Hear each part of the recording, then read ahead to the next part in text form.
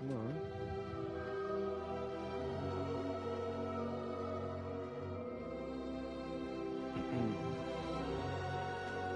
Sorry about this, everyone. It seems like I'm having some difficulties with the internet. My YouTube channel might be not working right now, so I might have to restart everything. So now I'll be still streaming, but I need to shut off my shut off. Sorry about this, everyone. Seems like I'm having some difficulties right now. I will get back to you. If anybody that answers anything, try not to, because I might lose your question in that. So I am doing my best as much as I can to make sure that I can contact everybody. Like when I see your message, once I get your message, and then this way here that I'll be able to. But at this time, I can't see anybody right now, so I'm gonna wait here. Just give me a few minutes.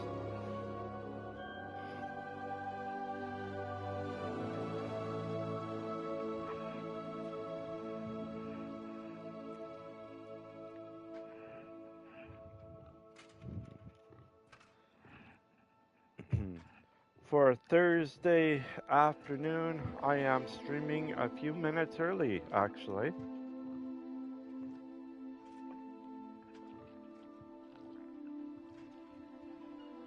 And I'm not too sure. Well, I do know what it is, why I'm streaming early. It's just because I'm kind of bored and that, and my stomach doesn't feel as good either. So we'll see what happens. I don't know what's gonna happen, but eventually I will know. Let's see here. Okay, my phone's reset.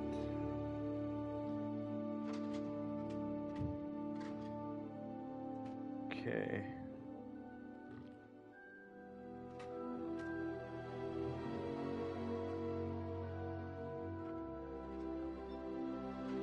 Okay.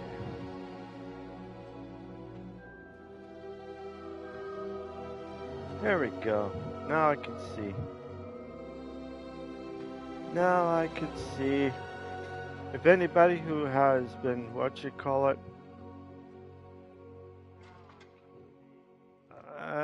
you know what I mean? Like if I can't see you on my own screen here that I have, not the big one, it's hard for me to check on chat. You know what I mean? Like these things here are something to not not to get carried away or anything, but this is how things are.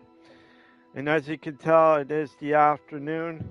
For me, I am doing the stream. I don't know how long I'll be doing the stream, but I'm trying to get achievement for this guy right here in the green, and then after this one, I will be doing the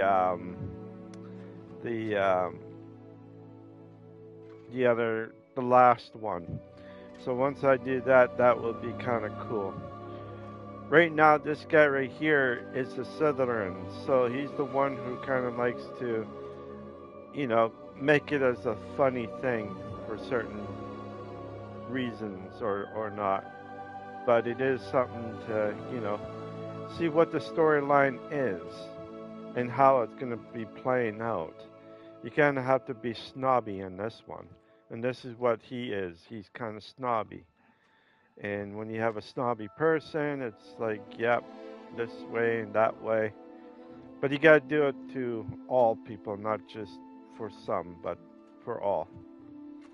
So, some you can give away, others you can keep. But this time you keep, and then that's it. Anyways, I want to go back to the yesterday night when I told you about, should like weapons of mass destruction be eliminated on Earth or not? And I was thinking, with all the technology and all that stuff, how stable would it be?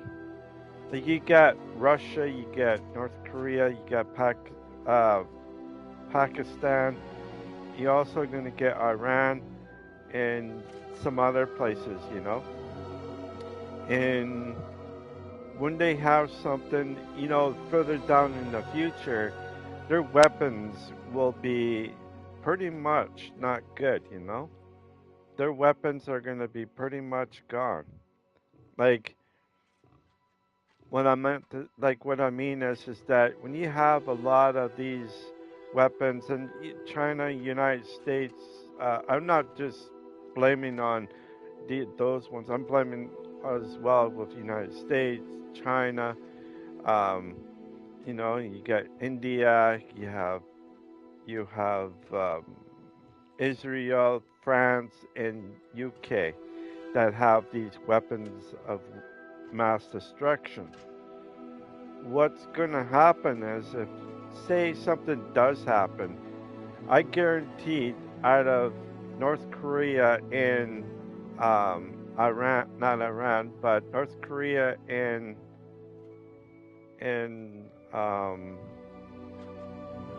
Pakistan,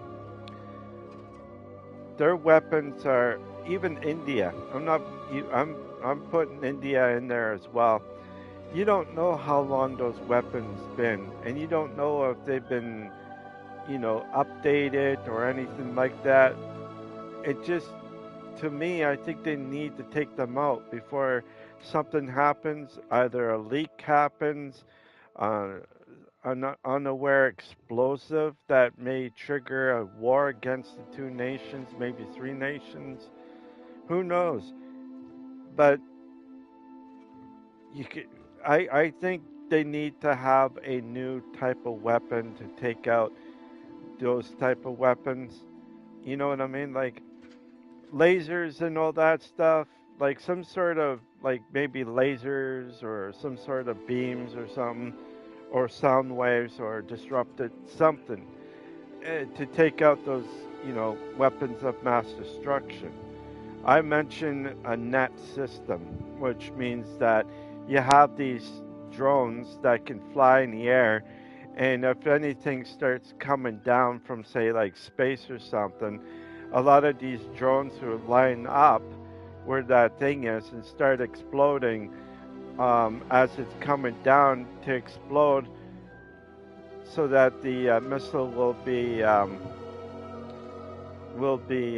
taken out before it does any damage. I think that could be another possibility that could happen up here in Canada and probably elsewhere too. It's like a defensive dome, but these defensive domes are not like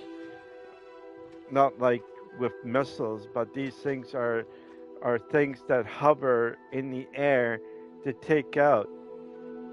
But the only thing is, you have to take them out at a certain height and not be over 2 kilometers in the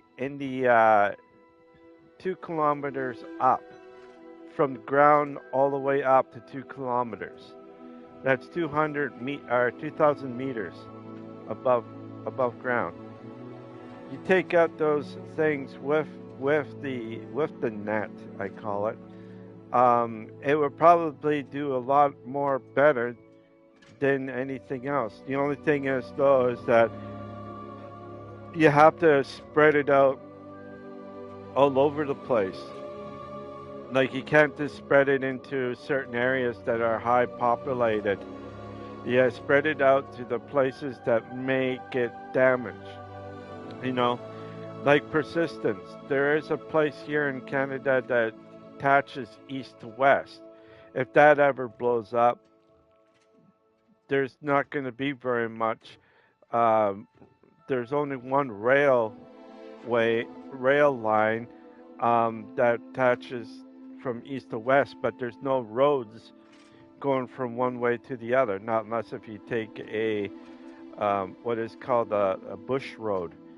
A lot of people can't really take a bush road because your tires will get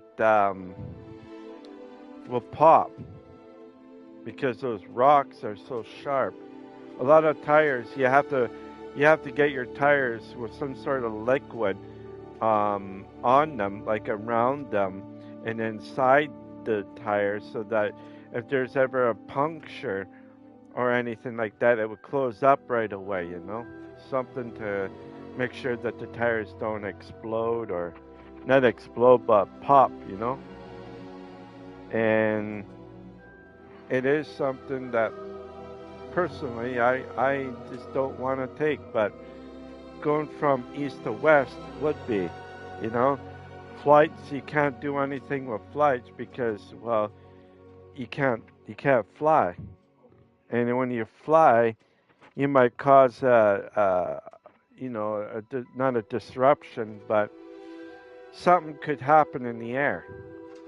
A lot of people may not like it, but others may like it. So I don't know. I don't know what's gonna happen, and I don't know what's gonna evolve into.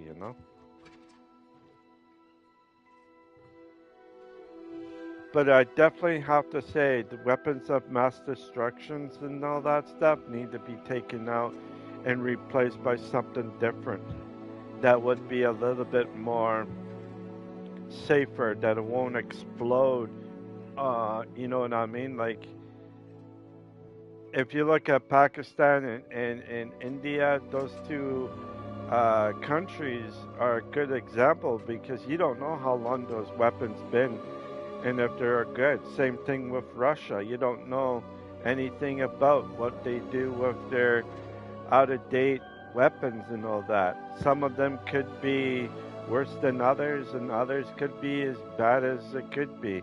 Even on launch, it could explode um, in on their cells with a little bit of pressure. It could actually explode right there uh, onto the rocket. So these things could be very unstable and very incapable of doing a lot because it can actually do more harm on you than it would be on the other people. So that's why I was like, why not have something different and make it so that it may be easier to do instead of not to do. Like, a lot of technology that we have now is doing okay, but we're still, everybody in this world is still struggling on a lot of other stuff that they haven't. Like, you see down in the states and some other places, they're trying out what is called laser beam things where they could take out any rockets or missiles that are coming at a certain place. All they have to do is trigger that, and that's it. On planes as well. Planes will be not planes, but fighter jets and that, or heavy bombers like the B-12 or something, like, the bomber. There's just so much right now that, to me anyways, if you can't find the technology to do something that makes it more simple, eventually you're going to do something and your country is going to happen. And once your country is, well, pretty much gone, or just whatever, it's just, you got to think on what you want to do and how you want to do it. You can't just say, oh, you know what, I'm going to be doing this, I'm going to be doing that. Should be fun. It's for the other people anyways. But no one really thinks of what happens if it explodes here. What happens if it explodes in a place where there could be a lot more chemicals, and everything else. You need to look at the pros and cons, and there's a lot of cons and less pros to this. Yeah, you could go out and say, oh, I have big boy pants now, and I'm going to be doing this. I'm going to flex my muscles and whip out my belt if I need to. And I just to me, that's just like saying that you're just being an idiot. You know, just you gotta get into a program so that you'll be able to take out those missiles, be a head start of anybody, and then going forth. You know what I mean? So you got to step ahead of everybody. So if someone say like has some sort of nuclear missile that's gone on a sub, and you shoot it from a sub and it's in the water, and what they need is something to penetrate it, you know, to take it out. Like I said, the laser beam or some sort of thing. You go up to it, bzz, boom, it explodes right there. You know, you have the upper advantage. You have the upper advantage because you have these things that are updated, and the ones that are not updated are the ones that are going to be not really doing anything because you're right there and you take them out. It's like, big brother against little brother. When you have a further reach and you make your brother try to fight you, and when he's trying to struggle, he's just missing you and he's trying to get everything, but you're holding him back by his head, or by his collar of his shirt, and you're making him, be right there. That's what you want to do to the enemies that are right there. If you don't have anything that's updated, there's a good chance that it could explode right there in front of your face. And in that, there is a good chance because most of these weapons that are been made are about a little over, maybe over, maybe 65 years ago, 67 years ago. You know what I mean? Like all these atomic bombs and all that stuff. Eventually, what's going to happen is that these old technology, or there's going to be some sort of problem, and then boom, it's gonna explode on their face. Nothing else, just explode on their face, and that. So, what can you do? There's nothing that anybody can do except for the people that know that like you gotta make yourself available to see different things and have that. Now there's a race to get something on the moon, and there's a race to go to Mars. You got a few places or a few countries that want to do these. United States was the first to go onto the moon, right? But nobody has built a base on the moon or on Mars or anything like that. Not on Mars, but to fly over Mars and then come back. Nobody has done that yet. So there's a race for those two. And whoever goes on to the moon has the first to get whatever they want, which is, the moon is a small moon, right? It's not a big. You can't decide who owns the moon or who has the moon because everywhere in on this earth, everybody has seen the moon, but it's not a country. It's not anything. It is a free border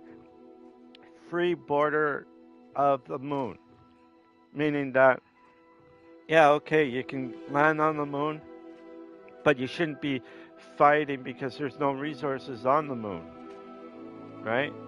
Same thing with other ones like the Mars.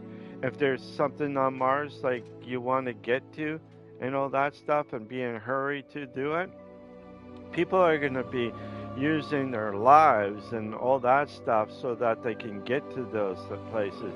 And then ones that do get up there are the ones that aren't going to get to those places. because their ambition is not to their ambition is to get to the resources before anybody else does. And that's what it is. Instead of working with each other and huddling into one thing and blasting off to there, everybody would get to map out the place and all that stuff. If you have one person just doing that, then that person didn't win anything. Now the competition is going to get so severe because you got Iran, you got China, you got you got um, England, you have Australia, you have New Zealand, you have other countries that are going to be doing the same thing. There's like, you know what I mean? Like you're going to have a lot of these people that are going to be rushing either to the moon or either to Mars, and that's it. You're not going to have like United States and Russia are not going to be blessed enough to see which one of them will be going up there. There's going to be other countries going to be doing the same thing, and other countries are going to be the ones that are going up there.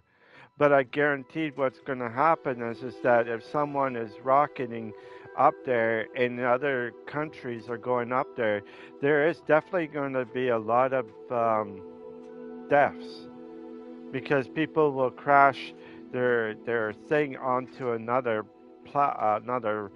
person that they don't like or a country that they hate and all that stuff, and then boost them out. And then what happens to both of those are usually they don't come back. They be praised as heroes, and they be praised as people that saved whatever, making them as something that they're not. You know, it's what is it called? It's called carelessness, whatever it's called. You know, you don't do things that you want. You know, it's going to happen. Matter if we like it or not, it's going to happen. People are going to fight because of whatever, and that's the sad part about this whole thing. You know, it is something that I am quite worried about when people start to fight over something that is very dangerous.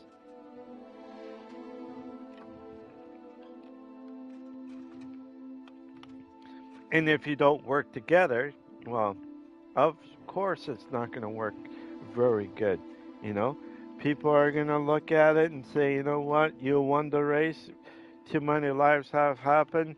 You deal with the consequences on your own. You don't get us involved. And what will happen is that may actually happen. Another one is that some people, you know, during the 50s, 60s, 70s, people have this a tendency of saying, "No, we're the strongest country in the world. Nobody can fear us because we are more of the person that could be more." You know, like people are asking help, but if you don't say that at a you know, Canada was I believe the third uh, country to make a rocket, like I mean a fighter jet that can go over Mach 2, I believe, between Mach 1 and Mach 2. We had it was called the Arrow during the 1950 late 40s, early 50s. And then after our politicians got involved, they said, no, we want the United States to have it so that nobody can focus on us. We would want the United States to be focused. So anybody will attack United States. But that's then. That was back then. Today is now, and with everything that they have disposal of everywhere around the world, I think it's time for the places that don't have these mass destruction things to start building something a little bit different. You know, something a little bit different, like persistence. Making a laser thing to make sure that no missiles will come towards. Even if the United States have destroyed some of them, you know, some of that fallout can easily destroy a town, a home, you know. Something that could be, that you don't want to be destroyed, like a pipeline. And that's why I suggested, in my own words, is the net. So if something does go down, those things could explode above. All those pieces will be just small enough to come down, you know, but it won't be like big pieces that will do a lot more damage than the bigger pieces.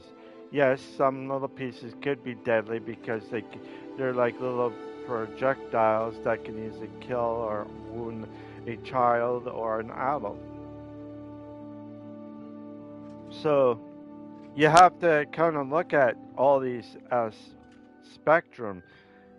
The Aboriginal people, if someone wants something from here and they're not going to get it, they're going to use force, they're going to use a lot of different things and all that stuff, and it will happen, you know?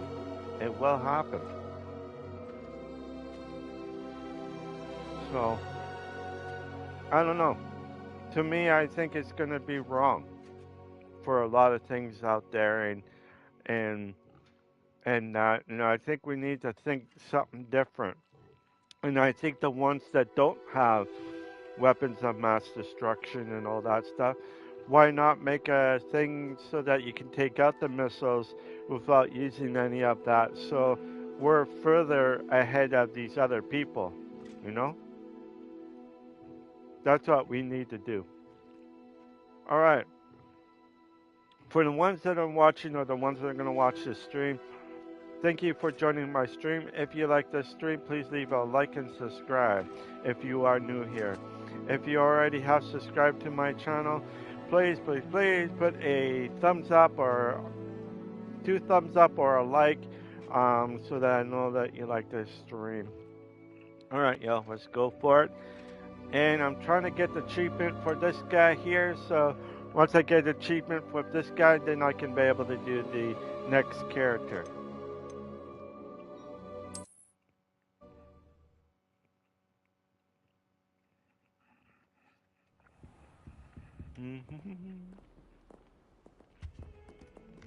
Revelio.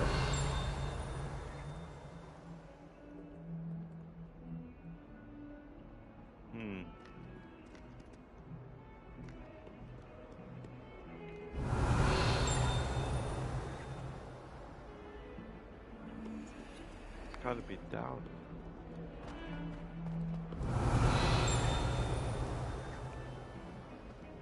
No, it's gotta be up. Revelio.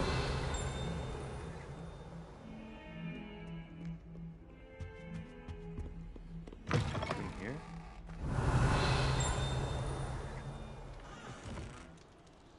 Well, wherever it is.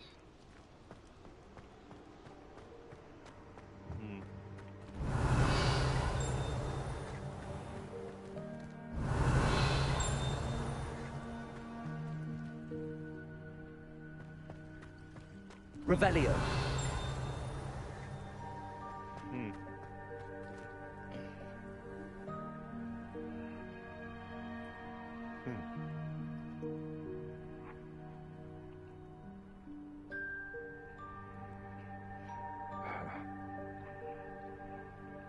Oh.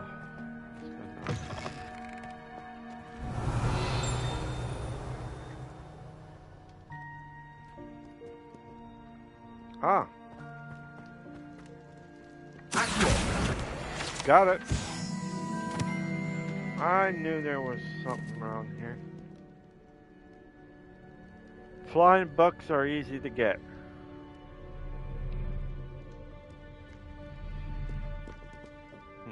Revelio. Gotta be over here.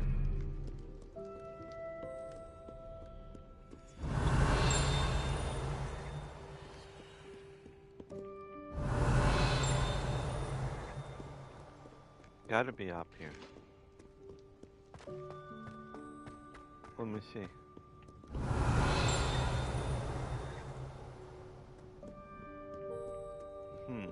What ho? It is I, Ah, there we go. Sir Cadogan. Slayer Got it. why?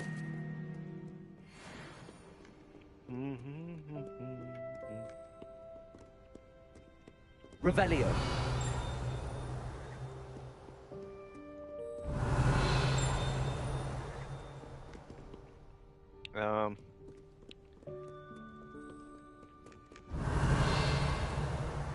Okay, so it's over here somewhere.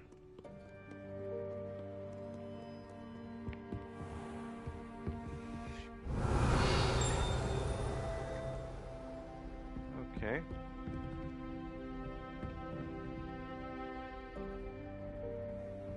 Revelio. Bunch of them up there.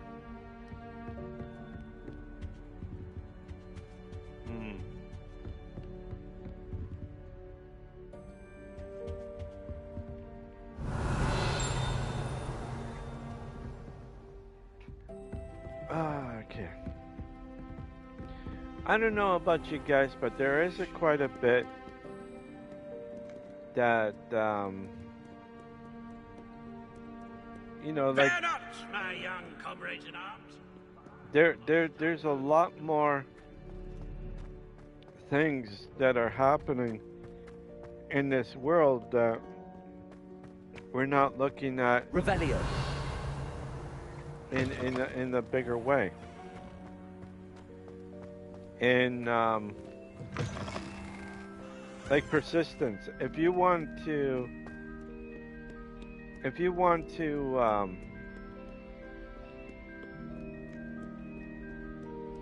do something that you think, oh, you know what? Let's make this as a as a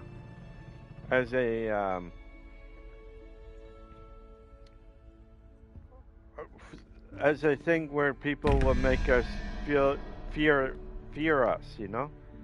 And when you go like that, you try to make people to, it's just not going to work out. You need to have some sort of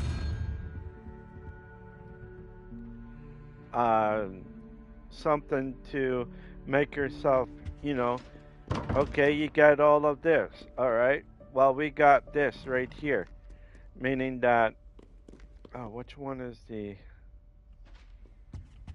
it's this one, I believe. You know, it's just, there's just so much that is hard to know.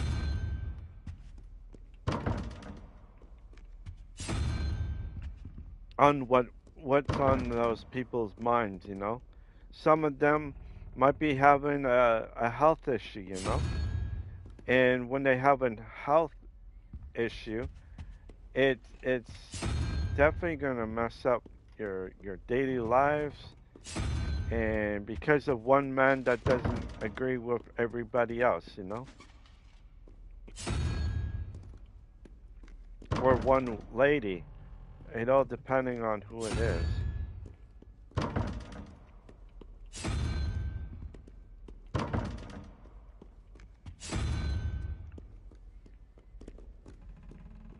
Oh, damn it! There we go.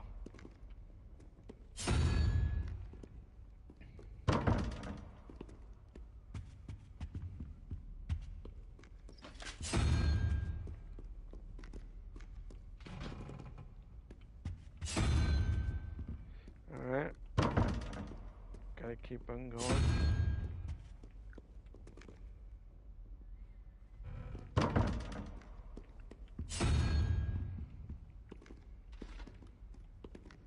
There we go. Got it. That's cool. That's cool. There we go. Easy peasy as pie. Revelio. Okay, I got that one.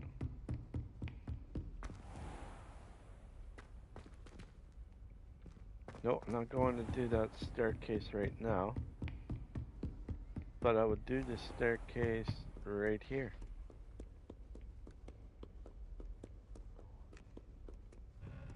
Alright, keep going. All the way up.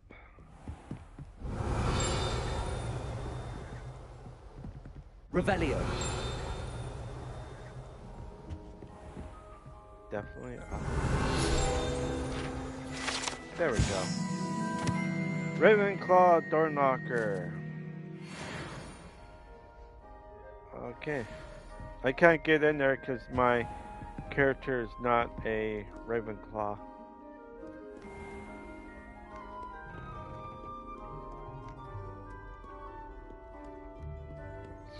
Which is fine.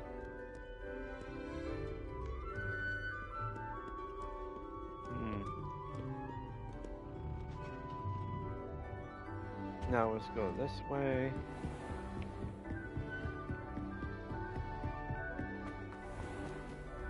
Let's go down. Yeah, let's go down. Here we go, going all the way down.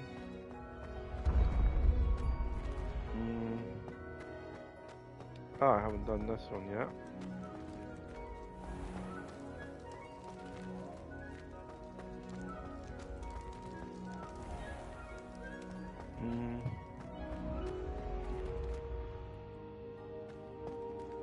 Where are you located?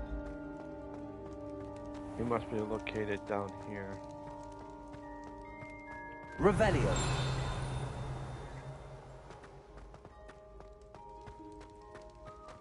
Right down here.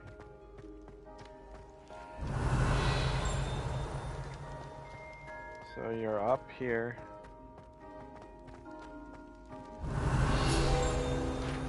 Got it. Just about at 13. We're at 13. Yeehaw. Nobody is as good as I am. Must be over here.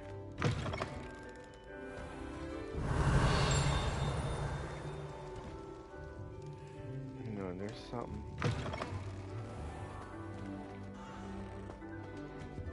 Can't get over there because I don't. Hang on, there might be a way.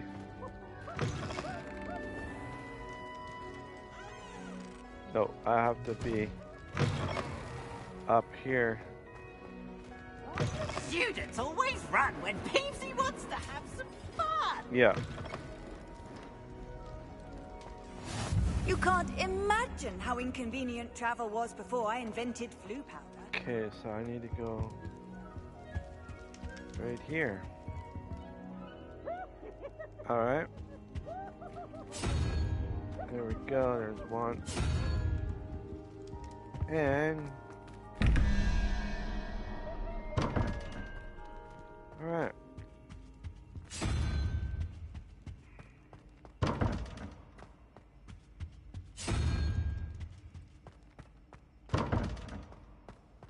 If you're wondering why I do my streams at this time on Thursdays, is because I usually don't have anything on Thursdays of this week.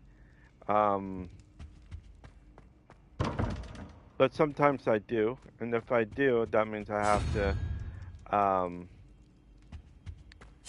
change my schedule around a little bit.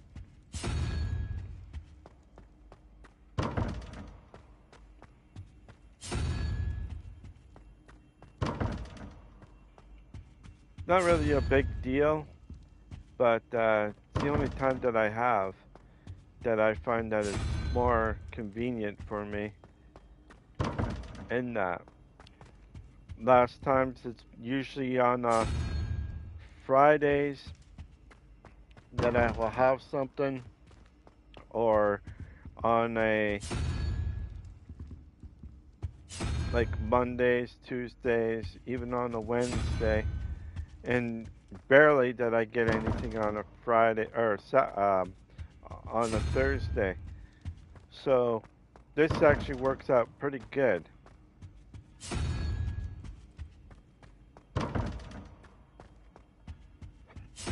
Oh yeah.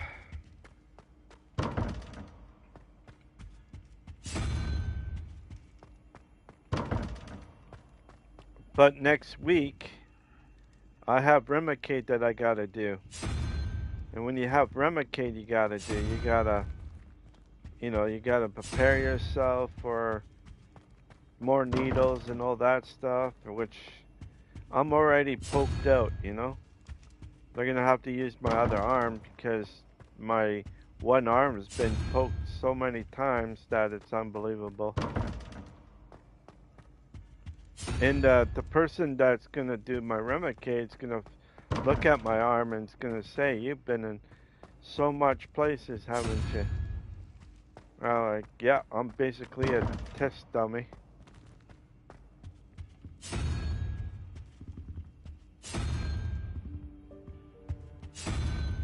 It is something to really think about, like a lot of stuff is different.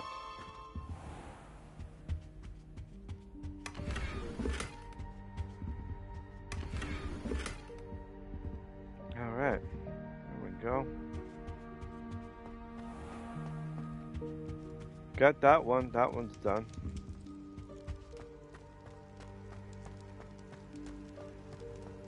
These are stairs leading upstairs. Revelio. Nothing there.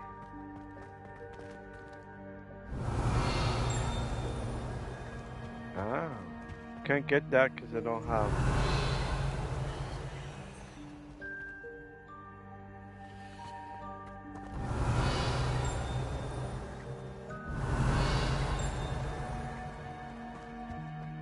Don't see anything here, so.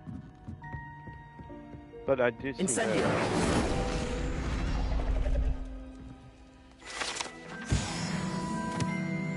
Right on.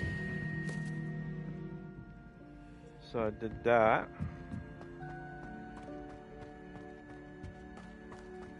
Revelio. Must be down in the common room, or right in there, where you get the food. Let's see if we can get in there. Oh yeah, we're right here. Ah, right here.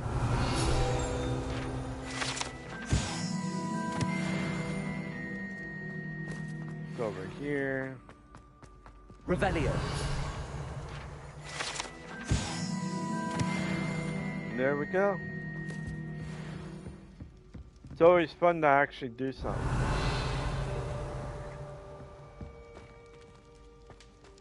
Can't go out that way because I don't have the key.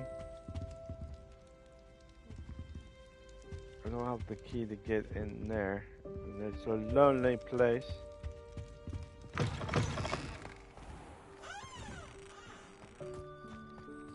Revelio.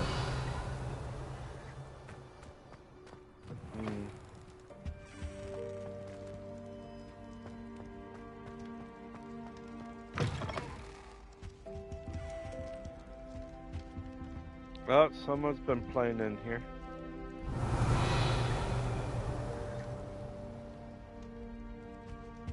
Alright, let's keep going. Oh.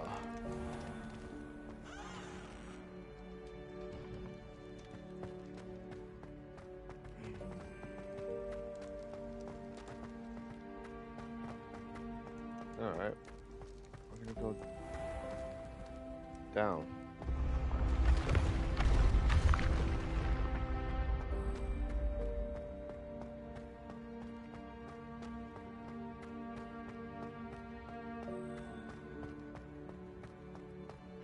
Well, it feels like I need to go, so I'll be right back, everyone. I'll be right back.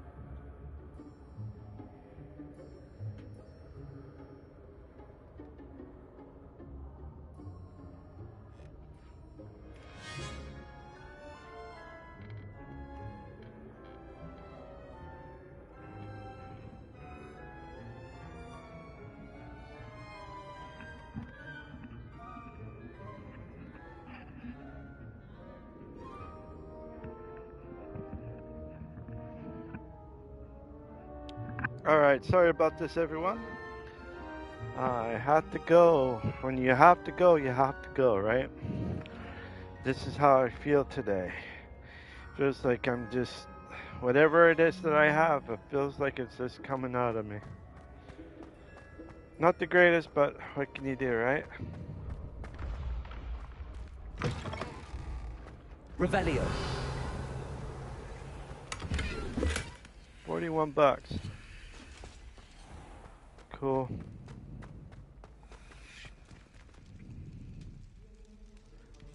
Let's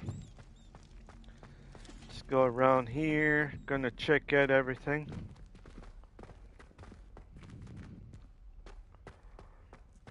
Oh boy.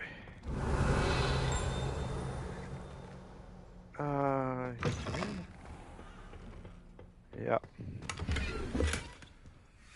Revelio.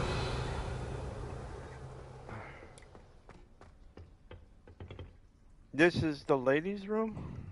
No, it's the guys' room.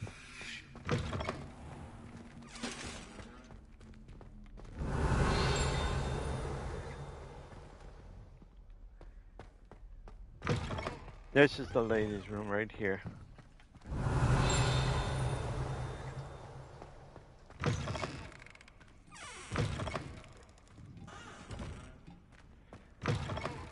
Okay. Okay. Oh boy.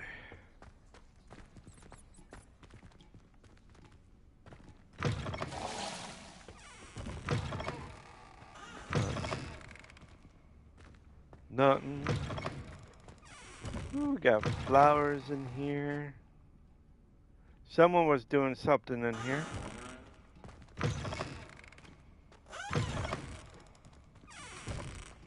Alright.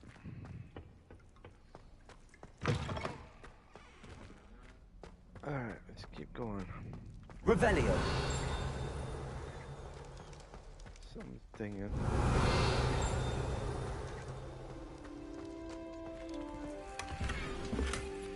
Sweet.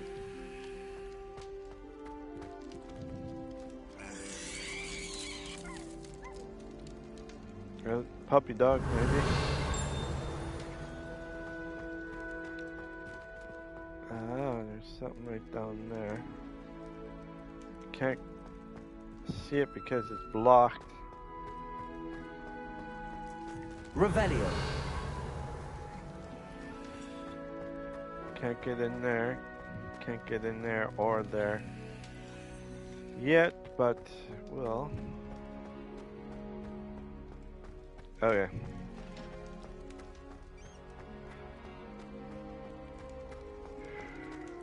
We're heading up.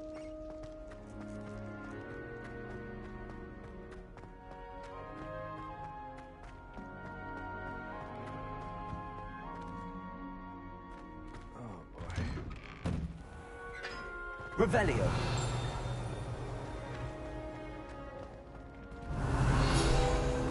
Got it. Boom. Baby boom.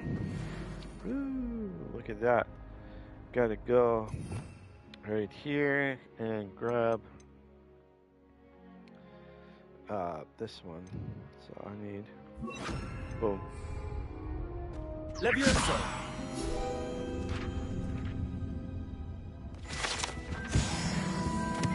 There we go. Revelio. I don't hear any dings. Oh boy.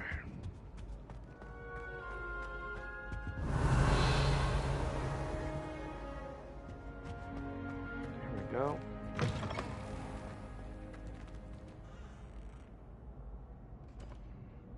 Okay, we're gonna go to our first meeting, which is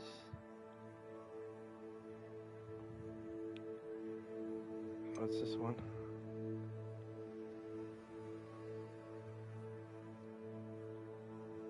I'm gonna go right here.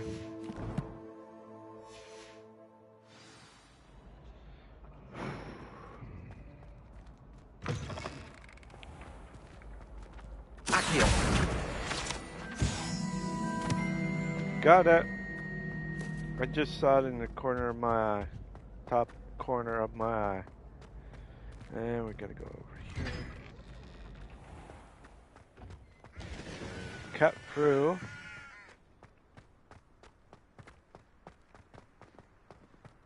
Here we go. Go down. Now, if you're wondering about these things I already showed you, Do you think I have a big forehead? maybe I will do it again. But you have to see the symbols right here equals out to the number. So this one right there with the X like that, that equals out to 3. You look on that one, that equals out to 2. No, hang on, not 3, 4, sorry. This one equals out to 4.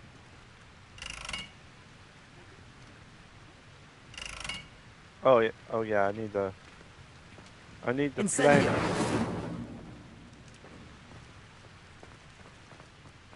I need to do the flames before I do this. Watch yourself.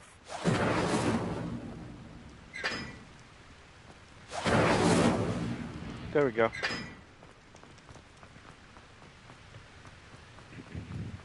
So, again, 4. This one over here is 2.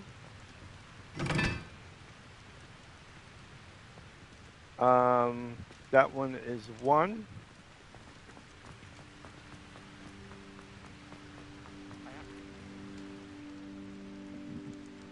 Give me a second here. This one is 1, which is already at 1. That means this one's at 3. See how good this is? When you figure out all of this, this is actually quite easy.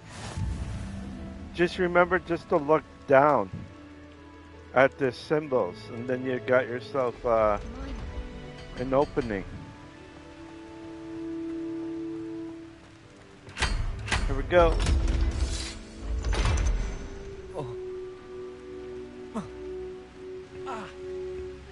You have to jump in there. And you grab. Not bad, eh?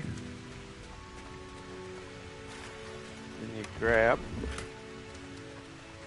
Should be one more. Yep, right here. And grab. Not bad, not bad, not bad at all.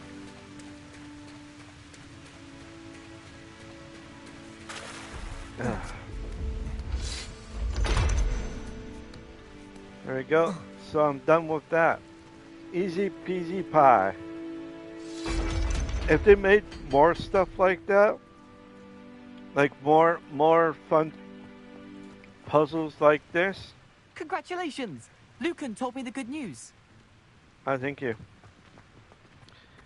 If they made more of those type of things, it would be kind of cool. You must try it. Gotta go down here. Gotta go here. Down. Down again. There's not 1 week gone by I haven't had a howl. Something And in there. I then just know it. Deliberately. go right Hello. here. I don't believe we've met. Oh, hello. I'm Lenora. Pardon me if I seem a little distracted at the moment. Everyone thinks I'm utterly balmy. Samantha thinks I'm potty. But it's this painting. I never noticed She had to it go before. for her potty. If I know Hogwarts, and I do, an empty frame doesn't appear for no reason. There's something more to this. Are there any other empty paintings like this around the school? Yes, a few. This entire place is somewhat of a riddle, to be honest. If I can work out the riddle of this one, I'll know what to do with all of them. As good a place as any to begin. Ah. Have you gained any insights about the painting since you've been studying it? I did discover that casting Lumos has an effect of some kind. But I'm not sure what to do next. If I have the time, I may look. Could be intriguing. I've been racking my brains long enough. I hope you'll have better luck than I have. Mm-hmm. Do come and find me if you stumble on something illuminating that solves the mystery. Okay, so what this means is that you have to use this one right here. So you go right here and you press circle, and there you go, you got yourself that. Now, usually you can find these things at night because they're a little bit more easier to find. But I will show you guys what it is. Lumos. You go like this, you find it. That spot must be a clue. So I you should look around at in the case it's picture, nearby. and it's right beside a big guy right there with a staircase. So you look at it. So you go down. It should be a big guy somewhere.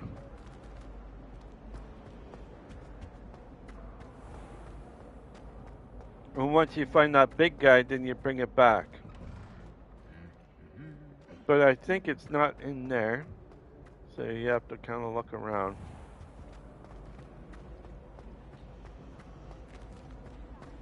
I know you're lying, aren't you?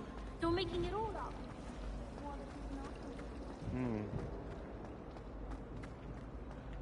Revelio. This looks like the location from the painting. There we What go. could be so special about it? Lumos. So this is what you do. You grab it. Let's get you back to your frame, little moth. This moth right here shows you, and it take you right there. But you don't have anything to guide you back to where you need to be. I knew there was a connection. I should tell Lenora that I solved the puzzle of that empty frame. There we go. And we're going up.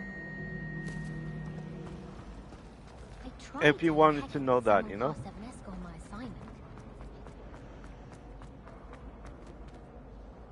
Lenora, I solved the mystery of that painting. You did? How?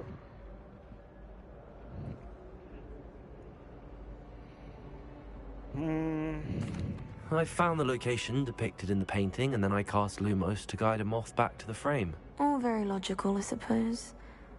Pity I was so close to solving it. You have a knack for solving riddles. Natty's good at that too. So is Meat, although he does tend to over-explain. Well, I'm glad someone figured it out. I was going to be rude to the ladies, I should have seen that. Never. Oh, just about there. Hang on.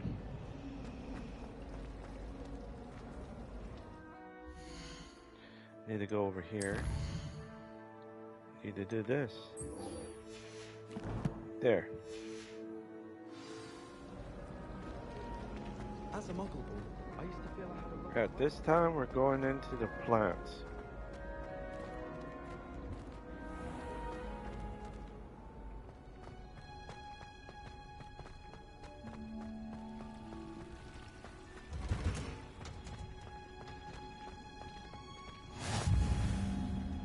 Here we go. Is she growing Punja's onion again?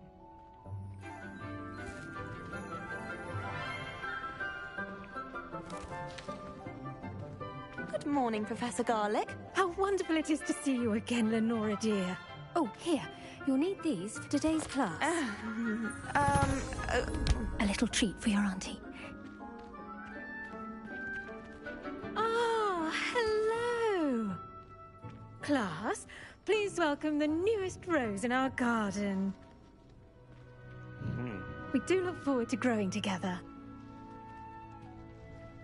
How thrilling it is to have everyone back together again. This year will be filled with enchantment and excitement, but the most important thing cultivated in herbology is knowledge. The prudent herbologist is no more afraid of the venomous tentacular than the bouncing bowl.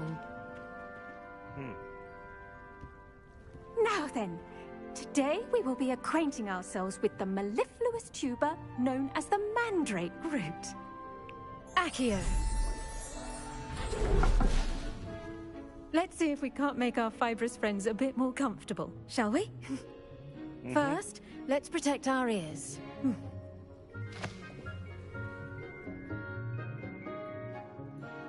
Now, everyone, grip their mandrake by the tendrils and give it a firm tug. Firm tug, eh?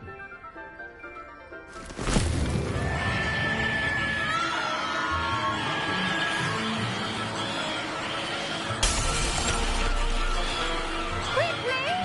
Place your mandrake in the new pot and cut out the soil!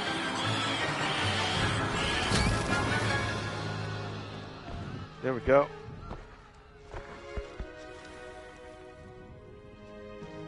The soil should envelop the root like a warm, dirty blanket, putting the mandrake right at ease.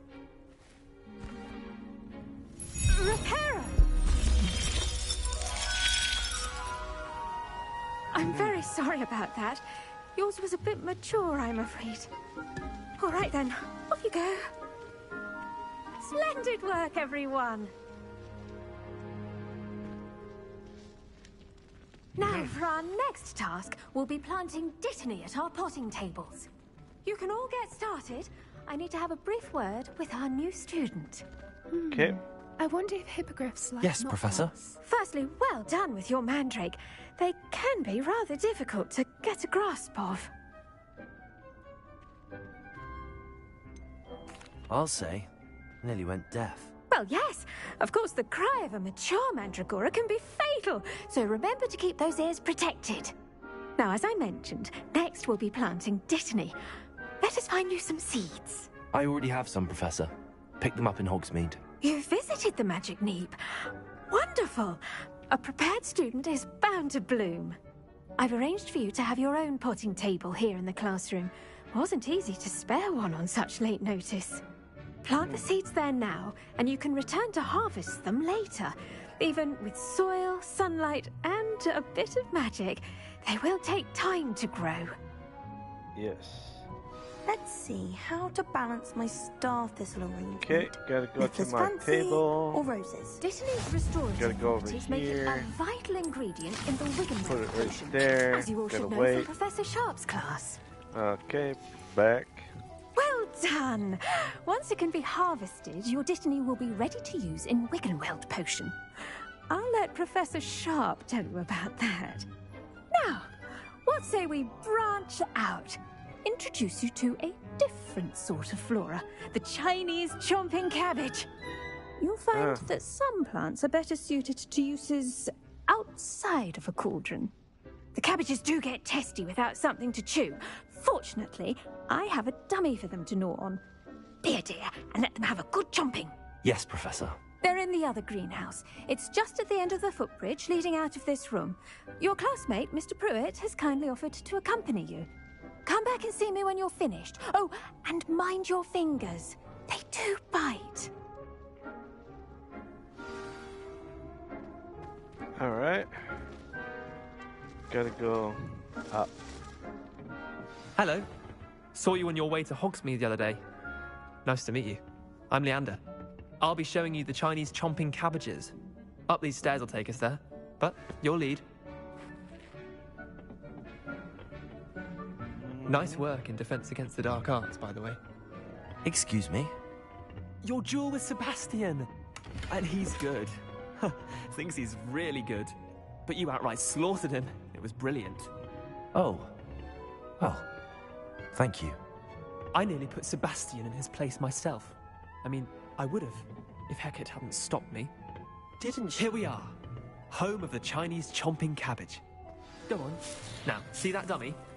Just toss the cabbages at it, and they'll do the rest. Okay, will do. Oh, so Revelio. there we go. Right on. Ooh, some of that too. Alright, so I'll need boom, and then Look at that. They'll chomp on anything they can get their mouths on. Mum planted some in her garden last year to keep the gnomes out. Did save her the de-gnoming, but they left her honking daffodils in tatters. Vicious little bastards, aren't they? My kind of plants. Not like stupid booba tubers and bouncing bulbs. The kind of plants that just have your back in a fight. Not saying you can't go it alone, but... Well, imagine that wasn't a dummy. I'm sure, but it's just a dummy. I was imagining it already. Suppose they could come in handy. Just because those cabbages will chomp on a dummy doesn't mean they do the same on, say, a goblin. It's chaos out there. Trolls in Hogsmeade and such. You can't be above throwing a cruciferous vegetable if necessary. Dogweed and deathcap has more of them, if you're keen. Other plants too. Ones your parents wouldn't plant in the garden. You get the idea. Anyway, we probably ought to head back to class. Take your time. I'll see you back in class. Yes. Revelio. I don't see anything else, so we're good. I gotta go over this way. Rocket. Down With here. that helpful reminder as to why we should always wear our dragon hide gloves. Here we I go. tended to the Chinese chomping cabbages, Professor. The ones that are watching or the ones that are new here, please put a, if you like to, please put a like and subscribe. If you already have subscribed, please put a 2 thumbs up or a like so that I know that you like this content. To blossom. And thank you for joining in. I hope everybody will enjoy this stream as much as I am playing it. This is my 3rd character that I'm working on, trying to get some achievements here.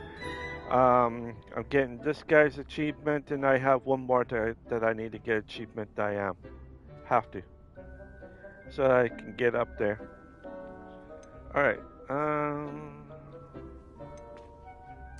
Magical plants have so much to offer. I'm eager to learn more. I'm glad. Herbology is a bounteous subject. Tend to your garden, and it will tend to you. Oh, yeah. Well, I suppose that's everything. Do come by for a chat sometime. I so enjoy checking in with my new students. I wonder, how old do you think she is? She seems very pretty.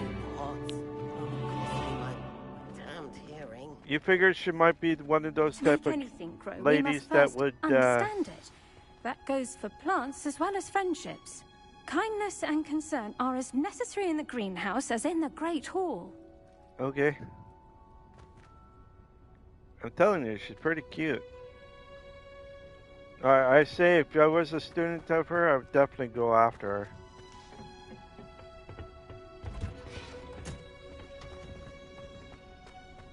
I think every male would do that as a kid. If you were a young person, I don't know if you're young still or not. If you're around my age or not, doesn't matter. But you ever had a really nice looking teacher? Doesn't matter who it is, but either if it's a male teacher or a female teacher, did you ever had a crush on one of your teachers as you were growing up? For me, I did had a crush on one teacher. This is back in middle school. The reason why I had a crush on her is because back in the 90s, late 80s, early 90s, they were transitioning into something different for a lot of things. And one of them is that you have to give respect to the teacher, right? In all respects, right? But the only bad part is that a lot of these teachers that are really good looking today are really much unattracted to like their own age group, you know? And that's worrisome for any parent that has kids. And in fact, is that it's been happening for a long time. Teachers and students together. It's been happening since a long time. And I don't know. like my teacher that I had when I was younger, she had a she was one of the persons that actually came up to me and started grabbing onto my shoulders and start rubbing my shoulders, like giving me a massage.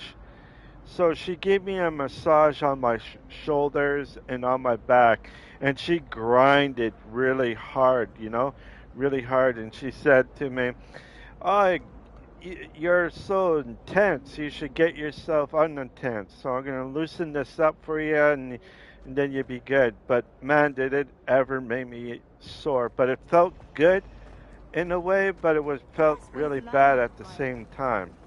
It's a relief to And finally then have an answer as to why that she picture came in one time in the classroom. She had like these whole t-shirts, like the t-shirts with holes in them. And I couldn't believe it. I didn't expect her to actually have a whole t-shirt without an undershirt, you know? Usually when you have a whole t-shirt, and these holes weren't small. They're a little bit bigger than like maybe a um, quarter size, um, quarter size holes, and they were like she was very pretty. I have to admit, she was very pretty and everything else like that. But the only bad part is that she had something that I didn't expect, like everybody else has. Like when you're grown up or anything like that, it's just you have a teacher with no bra. When you see a lady with no bra and she's a teacher and you're looking at her and staring at her and she asks what is it or what's wrong or what you're looking at or anything like that, and you say nothing. And that's what you say, right? I could have said something else, and I could have said something, inappropriate. But if I did that, I knew the consequences, eh? I would get my ass whooped, or get sent to the not the hospital, but sent to the principal. In that regard.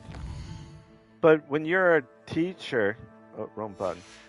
When you're a teacher, you should know that you shouldn't be a person that is attracted to all of this. You shouldn't be attracted to anything that is rightfully wrong. You want to be attracted to the people that are closer to your age. You can be a little bit younger, but not like a student young. I think we can live with If you're a college student and a professor, that's a little bit different because usually students are about 17 when they apply for university or college. There are cases that there are younger kids that are 11 or 12, and then they go and they're in universities and then teaching, young adults how to do certain things. And Shouldn't there be auras or someone it from is the ministry something guarding the to school after the incident in Hogsmeade? really look at, Desk. I bet he knows more than he's letting on about the Goblin Rebellion. Okay. So it's just everything, it's just everything you need to know about teachers and students and all Potions is that one of stuff. the most challenging and hazardous subjects taught at this Been school. going on for so As long. fifth years, you will be required to reach new heights of both discipline and intellect. You will begin this term by brewing a Wigan Weld potion. Mr. Takar, can you tell us why this particular... Okay, we're good. Use a strong, even motion when crushing your ingredients. Okay. Please be meticulous when adding powder to your potions. One errant sneeze could be disastrous.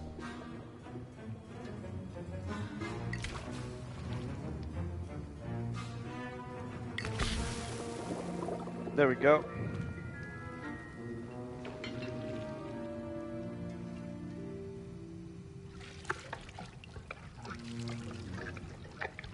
There we go.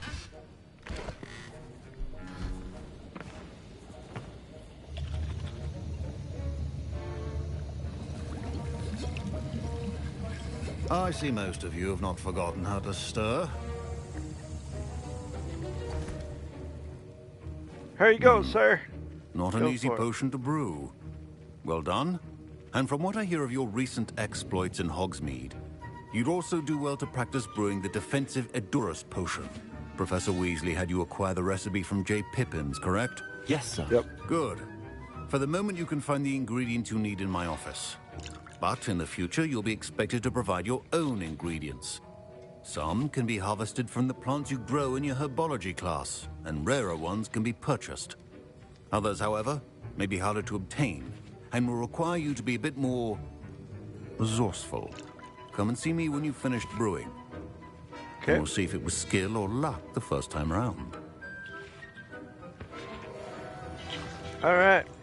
Gonna go over here. My parents considered keeping me home from school this year after the rumors of... Did I hear Professor Sharp say that you have permission to go into his office? You heard correctly. Yes, but why does that matter to you? Brilliant! And it matters because you can be a part of something truly creative. I'm Gareth, by the way. Gareth Weasley. Bit of a prodigy with potions, if I do say so myself. Pleasure to meet you. Wait, are you related to Professor Weasley? She's my aunt. Keeps too close an eye on me for comfort. Ugh. But she can't be everywhere. Listen, anyone with a troll-sized brain can brew an Edurus potion. I'm working on something that's certain to be spectacular. I'm gonna Just keep missing this one. tiny last ingredient that will add that extra spark. I suspect that's where I come in. You're as clever as I'd hoped. I simply need a single Fooper feather. As you'll already be in Sharp's office with his permission, perhaps you could grab it for me. I can get it. Feather. I'm not sure. I don't know, Gareth. I don't want to get on Sharp's bad side. You won't. Fooper feathers aren't that valuable. Sharp won't even miss it.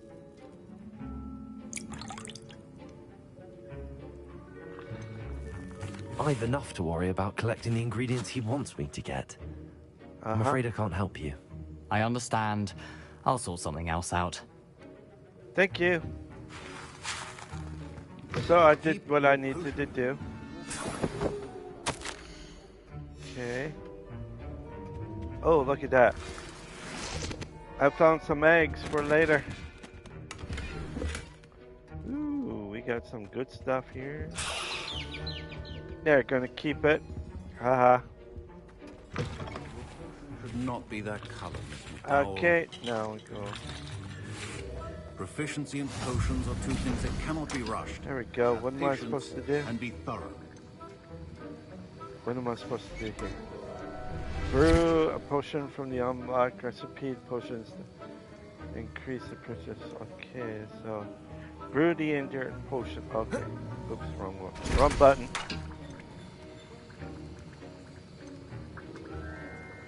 This one. There we go.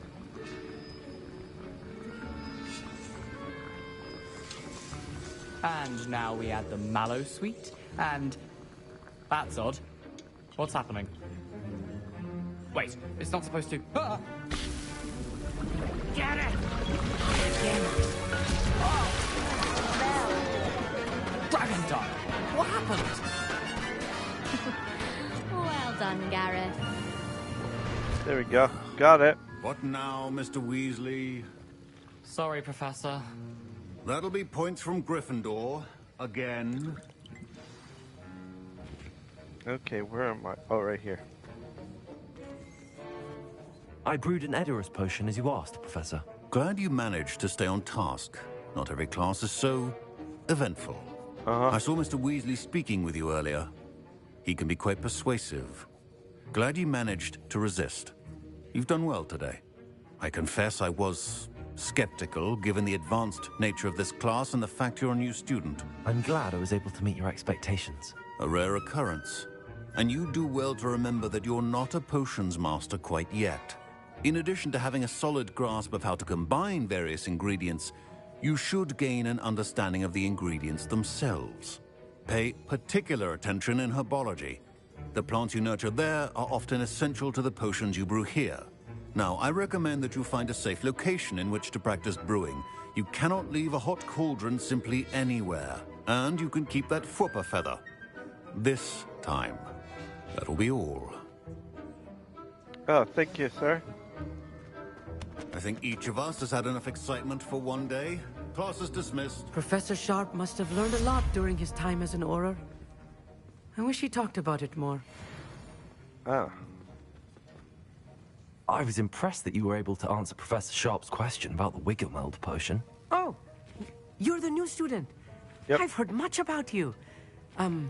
Thank you. I'm You're Amit, welcome. by the way. Pleasure, truly.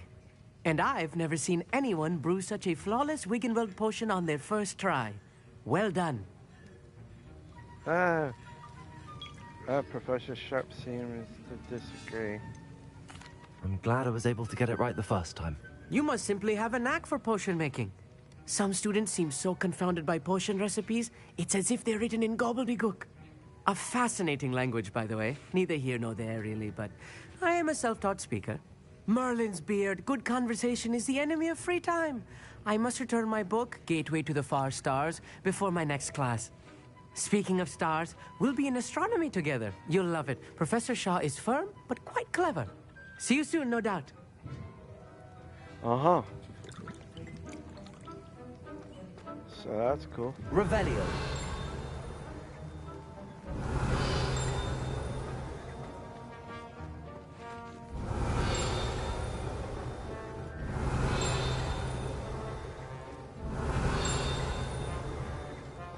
Somewhere.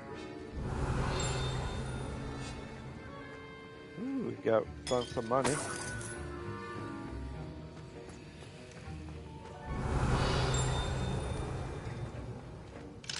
Ah, you bastard, locked it. Revelio. The roads are going to reap from Gareth's inspiration for the rest of... Don't fret if you run out of ingredients. I simply grow most of what I need. Ah, cool. Well, that's cool. Alright.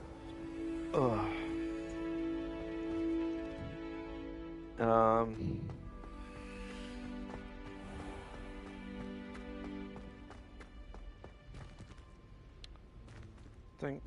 Revelio. Sweet. Okay, let's go and get some clothes on here.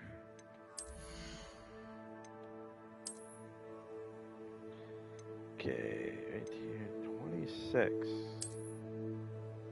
There we go. Hat.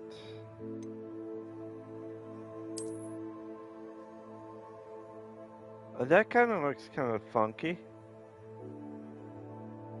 Pretty cool, actually.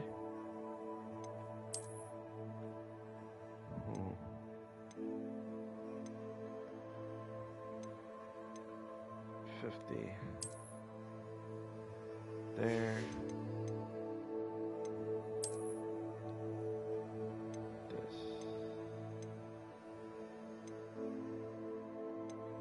They're both 22. What's the difference? Golden slick robe and hunter green.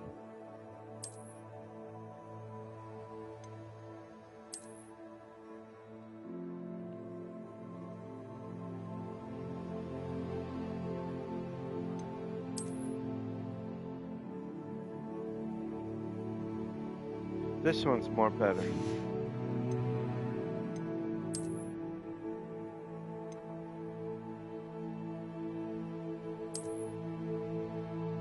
Oh, nice. That green is pretty cool. Looks really good.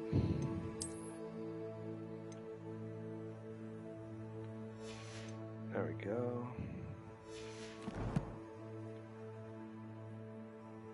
Alright, inventory. What we got here? Oh, shit. Didn't mean to do that.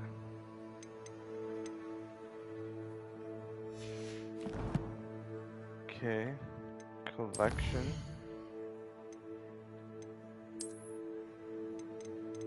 You got that. That's it. Up here.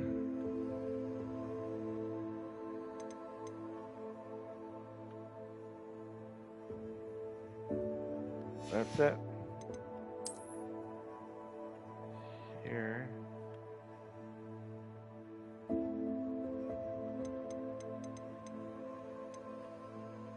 Okay. That's it.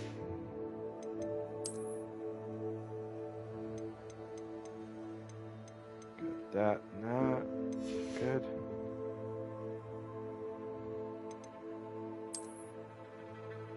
And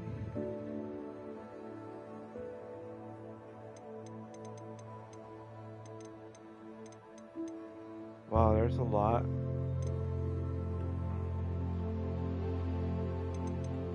Got a lot of picks here, or stuff that I can use later on. Alright, so that's good. We're at 11%. That's pretty cool right here.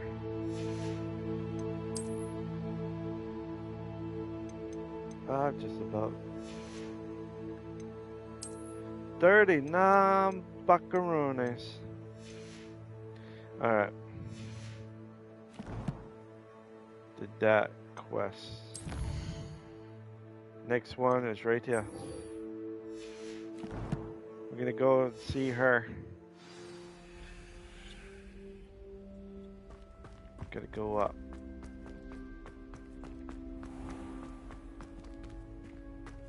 Okay, gotta get out. I think there were doxy eggs as well. I just want to let you guys know, for the ones that are watching, today is kind of my stomach is upset, but seems like it's settled down a little bit.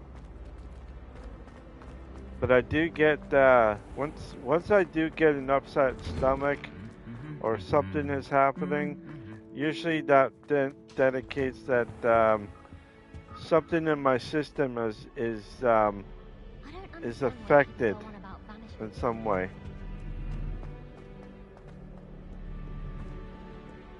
Revelio.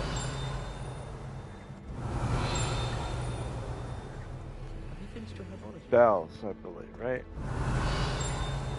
Nope, Bells not. No London. Bells are, no, no. I can't go in there because I don't have the unlock charm, where you unlock doors and that. There you are. Don't the cross have... one's duelist to beat.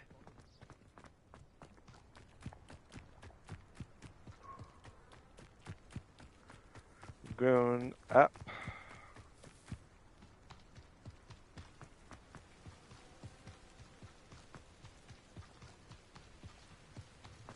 Can I go in there? Probably not. Revelio. Yeah, they're both locked. Sweet.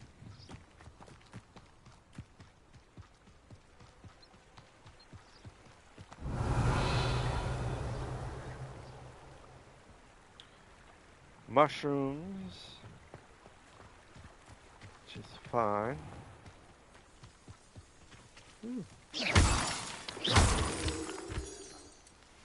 Always grab what you need.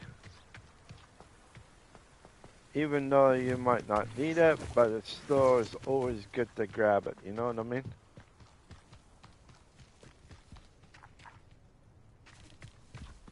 Get some of these. There we go.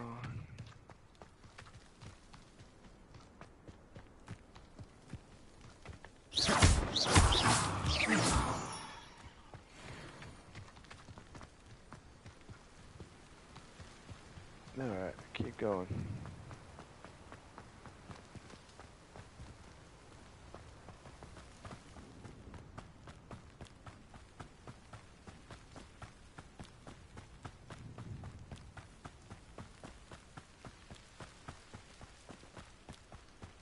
I don't know, how many of you guys ever had, or you ladies as well, ever had a teacher hit on you? Like these days today that more people are starting to look at that, right? More and more like younger kids or even parents, you know, are looking at a lot of teachers and simply wondering if the teachers are good to actually teaching students or not. Most of the times it's like, yes, they're good to be taught and all that stuff,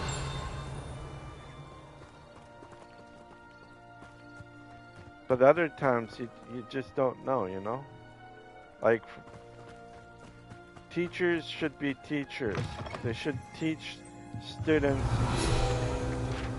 how life will be and all that stuff. But as a younger person, you don't have that understanding of what is which, and it confuses anybody. It would confuse any, you know, adolescent child of knowing what is right, what is wrong, especially a person that is like into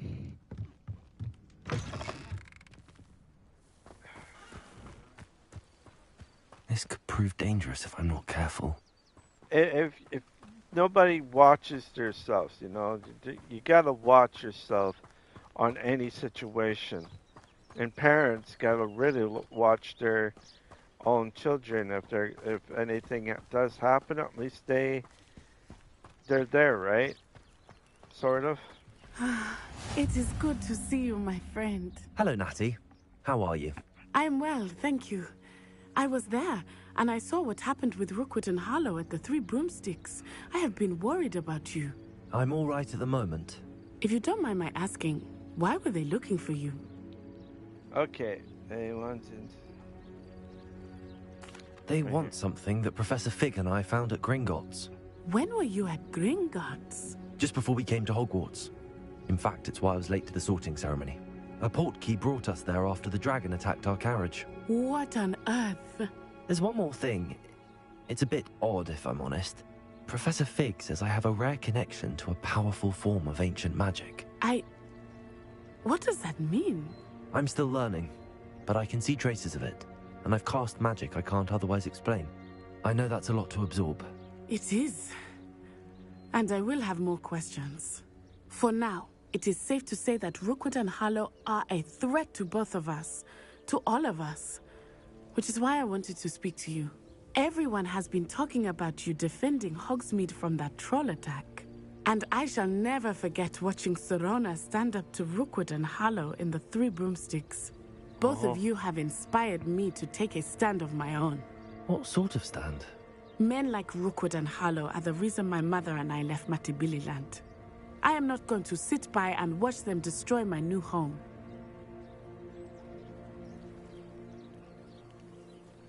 Good. Rookwood and Harlow are a dangerous pair.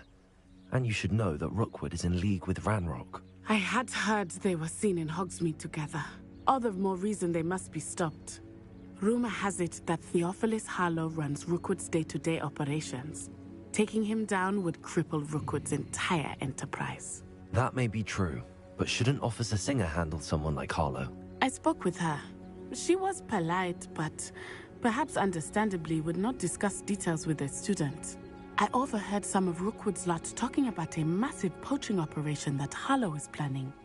I was thinking that we could investigate a bit, try to get the evidence that Officer Singer needs. All right, but how? I am going to watch and listen, find out precisely what Harlow is up to. I shall reach out when I know more. In the meantime, remember, I am here if you need me. Thank you, Natty. All right. Be on your guard. Always. I beg Revelio. your pardon. How dare you threaten me? What's going on here? All right. gotta go to this person, do what I need to do, and then we can do whatever we want to do. Okay.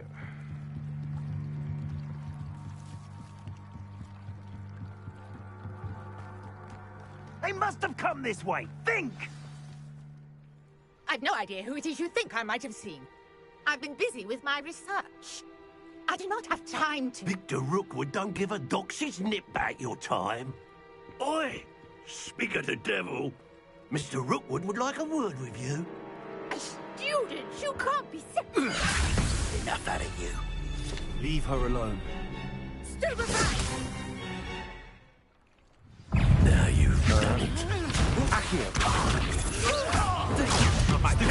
I'll admit. Expelliarmus. Done. How disarming.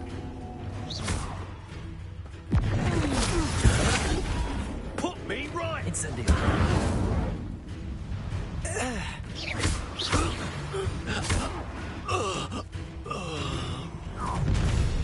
Uh-oh. We got Watch the danger, light go danger. out of your eyes. Danger, danger. Stop right there! We can hold them off! I'm not going anywhere with you. You take this student on the light gate! I know you're trying. Can't get you when you're in a heap of trouble!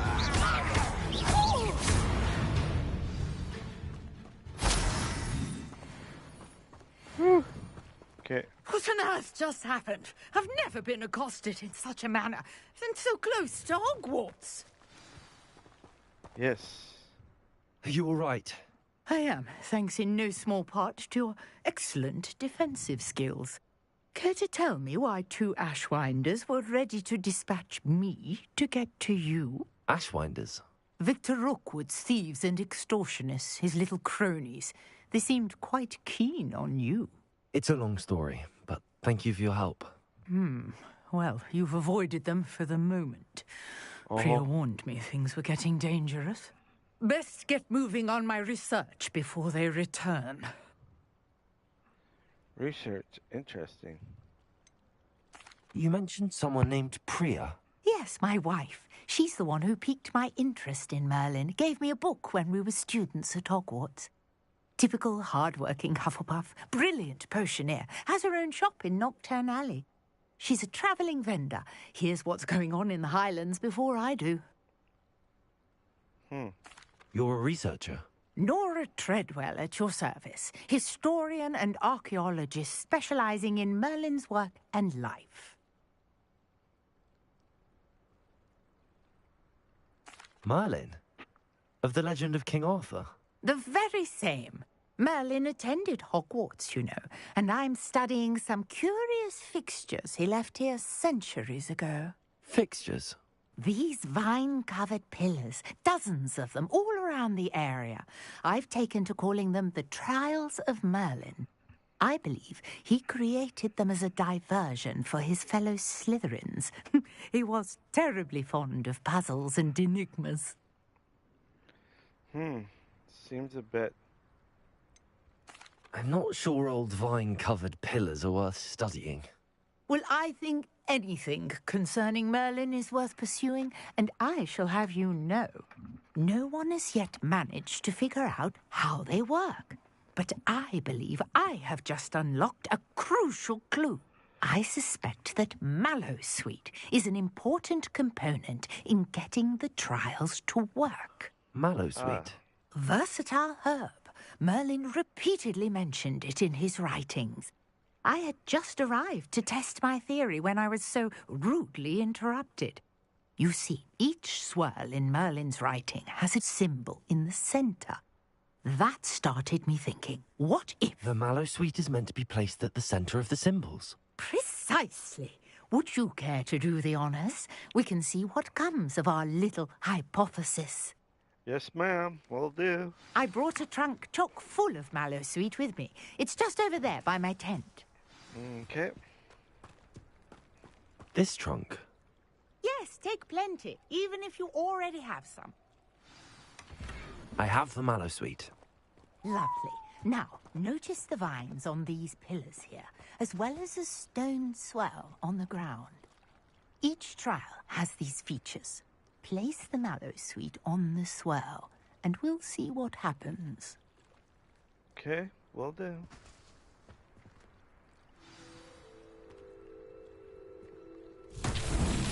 My word! Did you see that? The vines disappeared.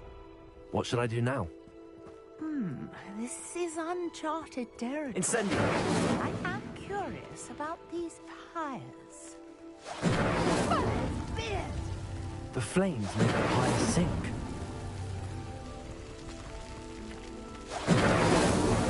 There we go.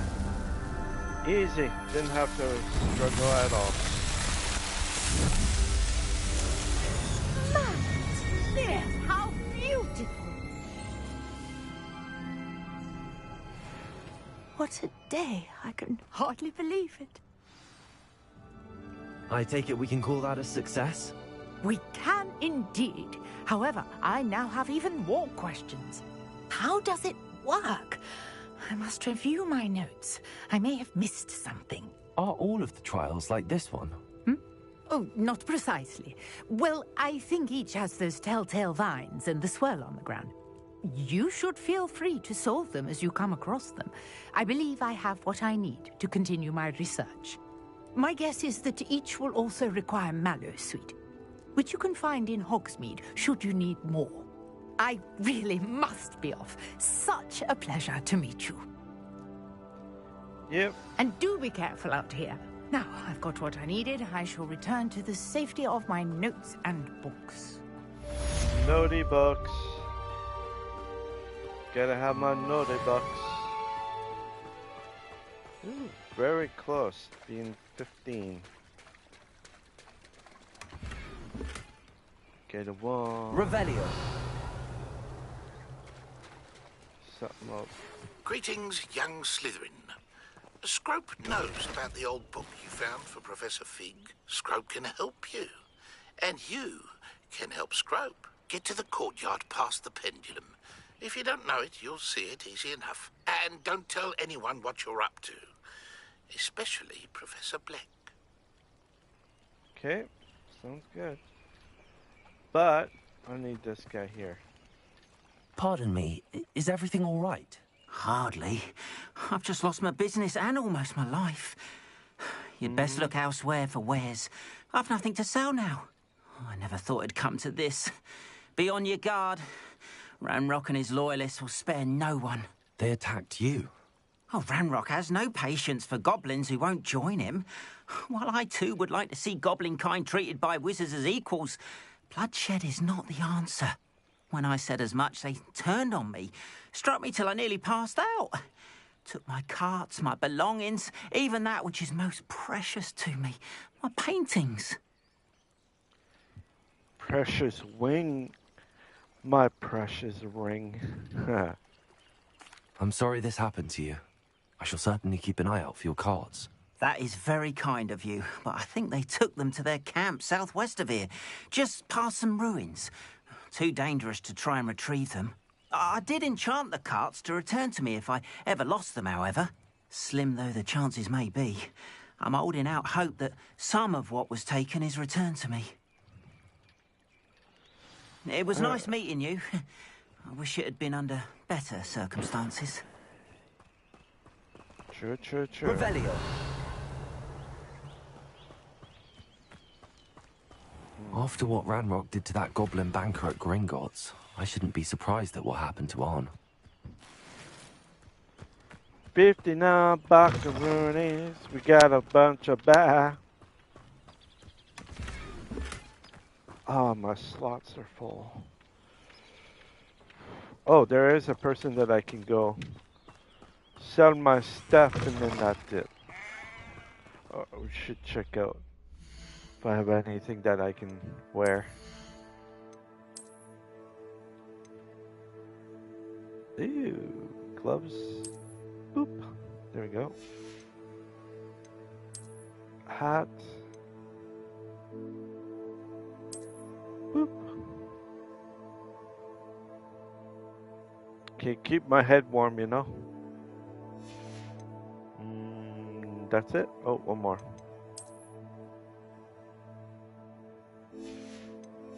There.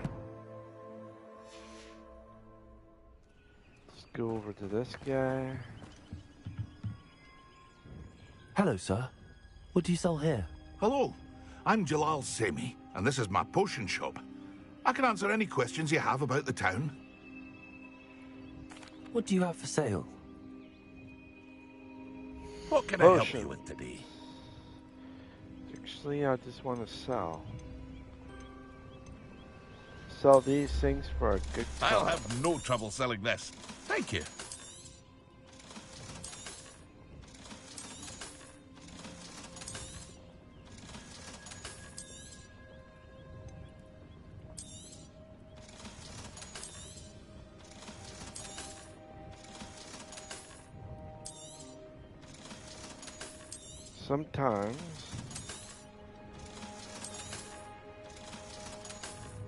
Sometimes it's just better to actually Hope to see save you on again to sometime. certain things, you know? Bah. Bah yourself. Ah. Revelio.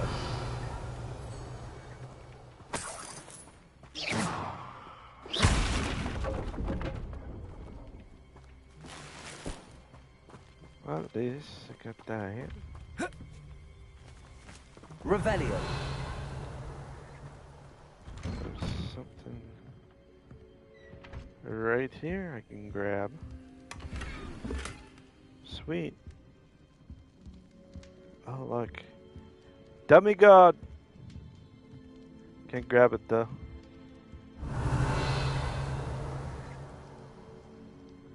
Alright, at least I got that.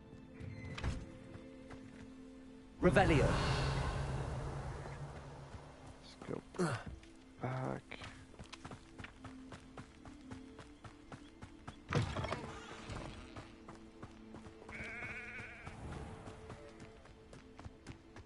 I don't know if this guy's open or not. Nope, can't get in. That's okay though.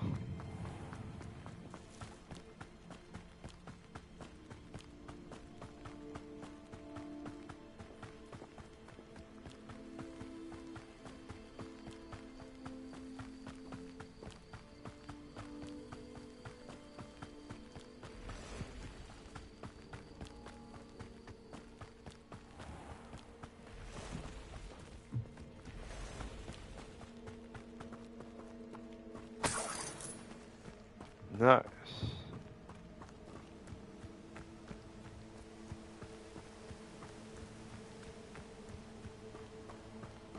Revelio.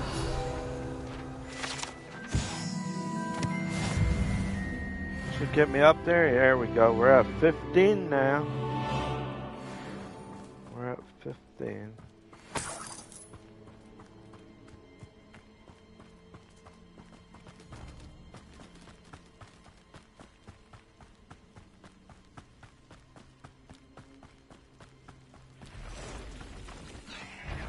Past the ruins.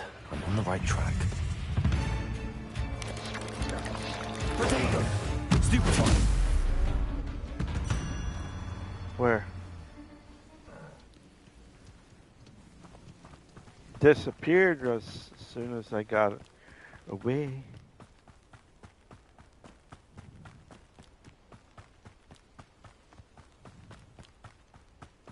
An encampment. This must be it.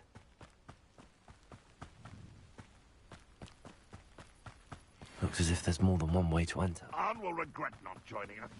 He doesn't come round now, he'll be made even more of an example. I feel as though you're not even trying.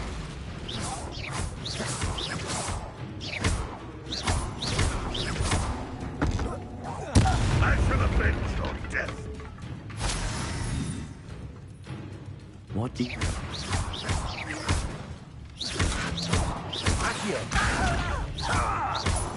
You won't get away with that. if you are there. Shit. Accio. Incendio.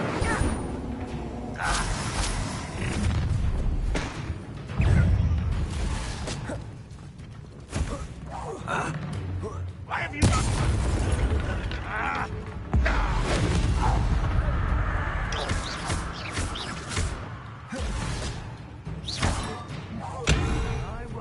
Knocked you out.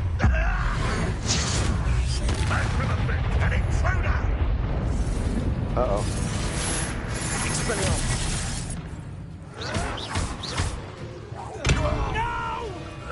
Oh shit! I thought that was a different. Oh my goodness.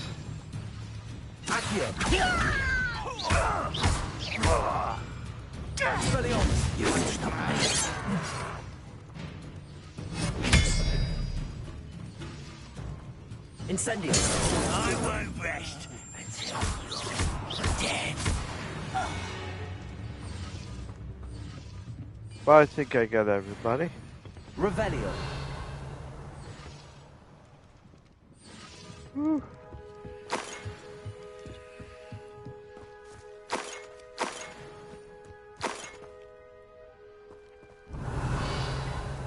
Sweet Caroline.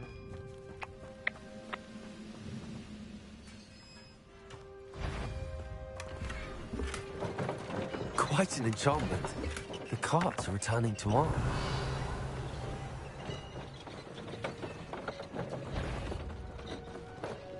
Something. Not your best one,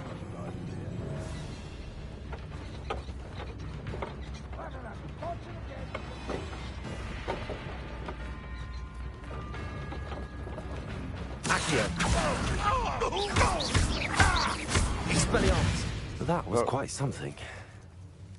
There we go.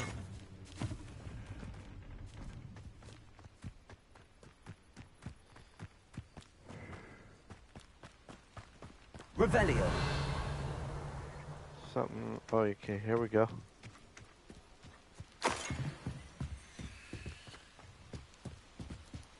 Always check everywhere because you never know.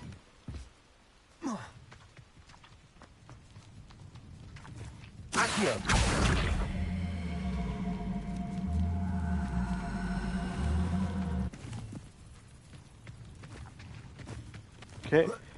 Hey Warren, how's it going? How was work today? Just sat down enjoying a rum and coke. Rum and coke. I like rum and... Actually, I used to like rum and coke. I'm more of a rye person than a rum person. Hot and sweaty. You know what they say, eh? When you're hot and sweaty, you lose weight. But as well, the ladies like you when you're smelly. In the good sense, you know, not in the bad sense.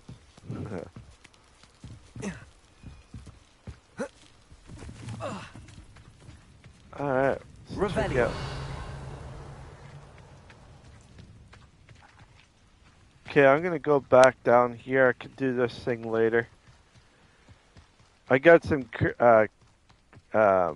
courages that I got to bring back.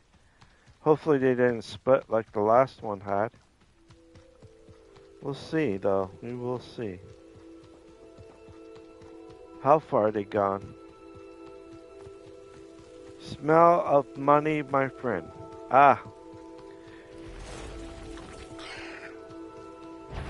Smell of money is usually not the greatest, but... Potato! Stupid one! Okay. Okay, you wanna come? Incendio! I burned you.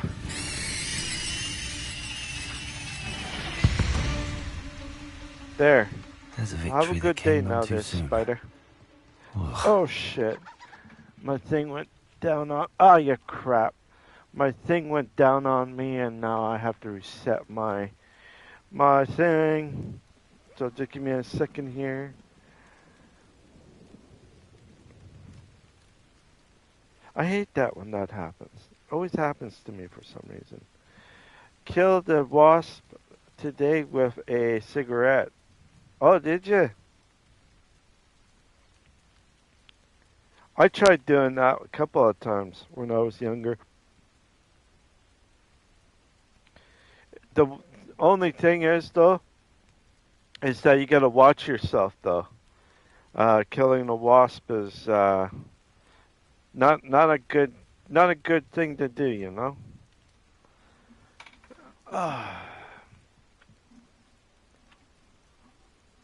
Oh, trust me, I used to be a brush cutter when I was younger. Just poked at it and it fly around me, bugging the shit out of. Yeah, they do that.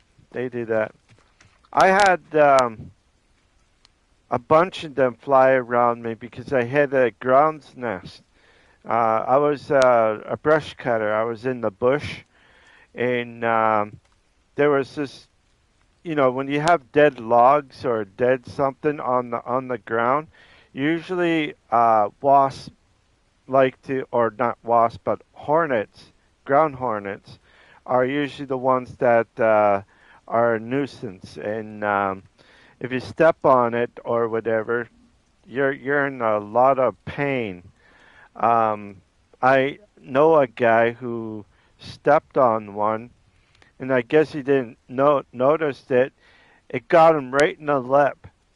Man, did he had a fat lip.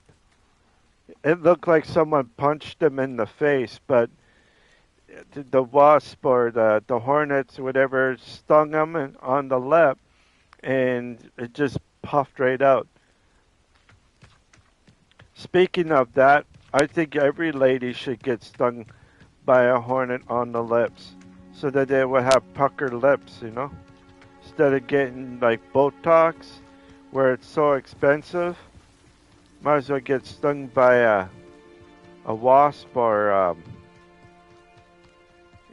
hornet.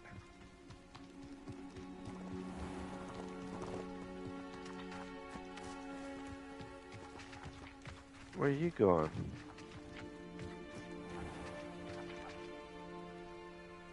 This one's going somewhere. I don't know where I'm going. Alright. I drank a can of Coke with a bee in it when I was a kid. It hurts like... Yeah. I almost did as well, but luckily I usually listen. I shake the pop. Well, because of my hands, I always shake, right? So if I hear something and then I'm drinking it and it's like, or not drinking it, but I hear something that doesn't seem right, then I would dump it out and I would see a bee in there or something else. One time I drank a can of pop that had what is it? Well, just say it was a mouse or a small rat that was in my Coke, and it was dissolved inside my Coke, and I drank some of it, and I looked, and it just about made me sick, but it turned out it was like a thing that I could have actually got money from that company that had that thing. Yeah, it was very brutal. It was more brutal than anything that I know. Let's get back to it. If you're here for my wares... On, I have good news. Your carts are on their way back. I don't know what to say. Any hope I have of getting my belongings back was quickly fading. Ramrock's lot called me a fool for believing in the good and wizard kind. You're from Ontario. Thank you for proving them wrong. Yeah, I'm from Ontario. Ontario is not that bad of a province to live in. It's quite good. A lot of people, actually, if you look at the geographical of the population of everything, you can look at where most of the population is. There's a divided line in Canada, that there's a divided line where people want to be more closer to the United States than people that live further north. But if you're at the boundary line between the borders, That's usually pretty close, but still you get pretty cold in that. Not bad of a place. My friend is from near London, maybe 30-minute drive. Ah, yeah. London is not that bad. I went there a few times. I went to in UK. Ah, cool.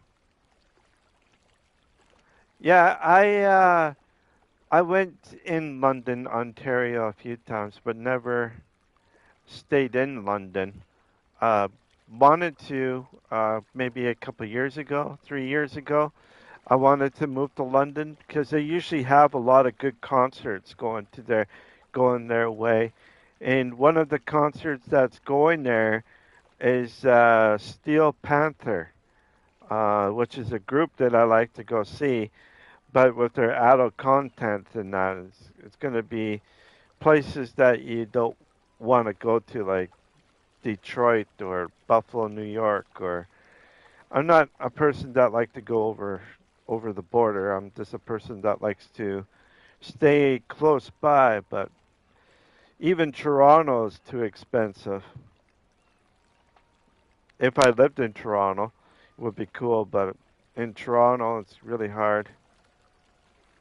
Hard to live because it's so expensive.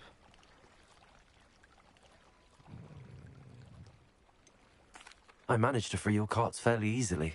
Oh, I'm glad you're all right. Oh, I can't wait to have my things back, especially my paints. You know, you've inspired me. I've been dealing with witches and wizards for Michigan years, for a and few we've always months got when along I was just 18, fine. kind of near Perhaps my next piece will be a tribute to all near that is Michigan. good between us. Muskin. Ah, yeah.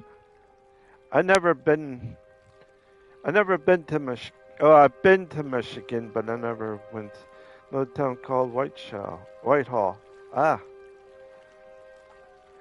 yeah. Where did I go? I went through Michigan, but I was north of Detroit. We went through Sarnia, and we went straight north, all the way up to the tip between Sault Ste. Marie, Ontario, Sault Ste. Marie, Michigan, which is a place where people would go and drop off. But we didn't go that way. We went west. We went into Wisconsin, or what is called Lakes, not Lake Superior, but what is it called? Superior, something Superior. It's a place sort of like in between Minneapolis or Minnesota and Detroit and Wisconsin. Something like that. Anyways, it's not bad of a place to go. What a nice idea, Ron. I wish you luck with it. Oh, I can't wait to get started. Thank you again for all you've done.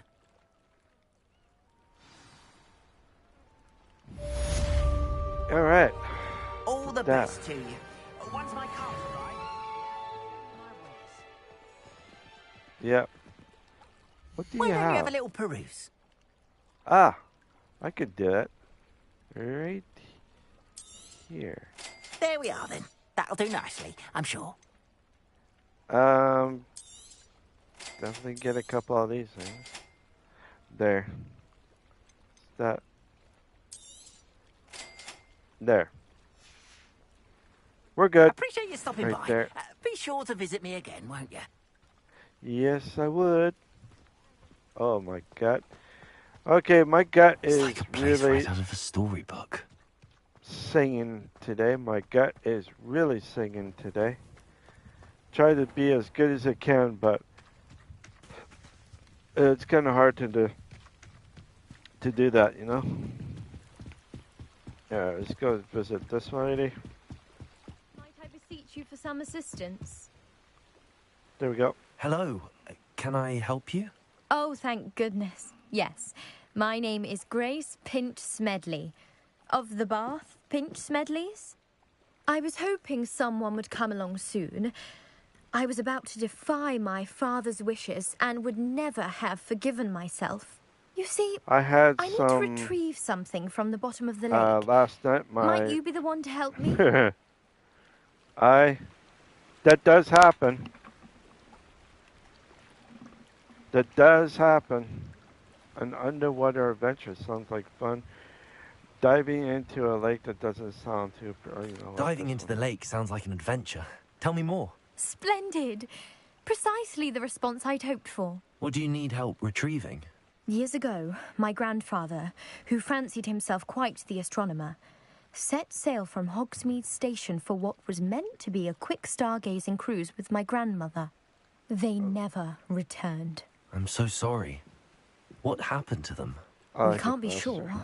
We only know that neither they nor their boat made it back to shore. They were presumed drowned. Father was so distraught that he forbade our family from setting foot on or in the Black Lake ever again. A treasured family astrolabe vanished with them that night. If you could dive down and retrieve it, I may be able to bring my father some peace.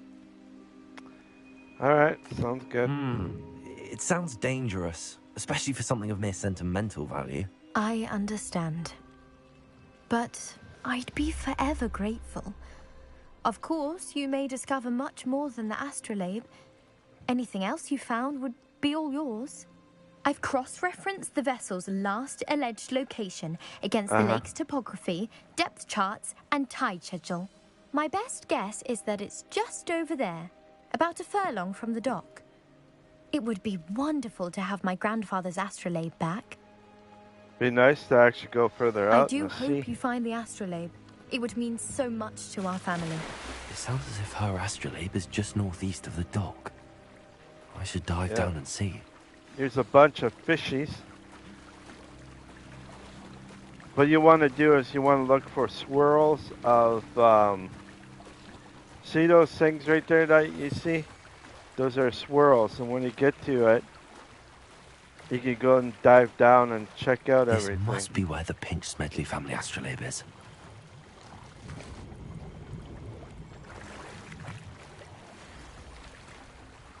Oh, that's not good. Get a hat that's pretty low.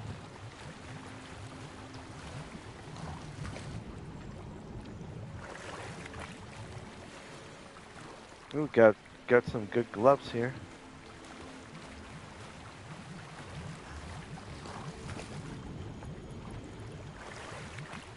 Alright. Going back out here again.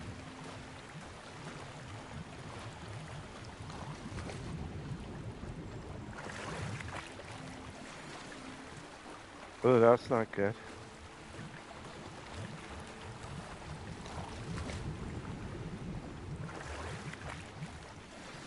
There we go. I should let Grace know that I found her family astrolabe. If there's any more circle stuff, I'll be able to... Which I don't see. Alright, let's go. Growing up in a small town or a small city, we had a lake something like this, and everybody in my hometown have to learn how to swim because we were so close to a lot of rivers, lake, and one big lake that we had. It's not as big as the lake that I'm on right now, but it's big enough to get yourself lost or even can drown too, right? So what they did here in my home, or not here, but where my hometown was, we all did swimming lessons. And the reason why we did swimming lessons so that we'd be able to learn how to swim, to take care. If anything ever happens to us, you have to learn how to swim. Some people today, if you're learning how to swim, you have to have a life jacket on, which makes more sense than not having a life jacket on when you don't swim. And I think that would be the best way for anybody to swim. Even though a life jacket might be something that you don't want to have, even older people in their 40s and 50s might not like it, but they wear it anyways because they want to show safety to their own kids or to their to their um, nieces and nephews, so that you're doing fine, you know. And it's always good to actually have someone behind your back, seeing you and make you like one of the best uncle or aunties that you have, so that he or she would show the kids that life jackets do really good things, and there's a lot of cons with life jackets than there is with no life jackets. And I was taught that as a young kid. I also did like a lot of swimming lessons and all that. We had what is called colored coordinated swimming lessons where you start out like I think yellow, orange, and red, and then you have uh, maroon, purple, and something else. I went up to what is called the first swim, not the first, but this what is it called? The first um,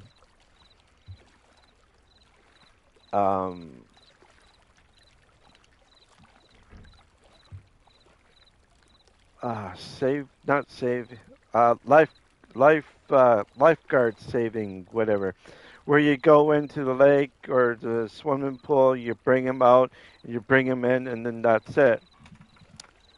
I had some, and it is something that I used to do as a kid. So, Hello, Grace. I followed your bearings on a dive in the Black Lake. Oh, how incredible! Did you find the astrolabe?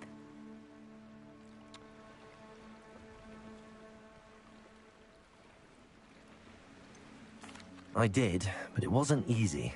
I shall need to be compensated. I see. That's fair, I suppose. A reward, so to speak, for finding the buried treasure. Thank you for recovering it. You do well to keep an eye out for more spots to dive. A diver of your caliber is certain to find all sorts of things down there. uh-huh. Thank you again. And I do hope you keep diving. You certainly have a knack for finding treasure.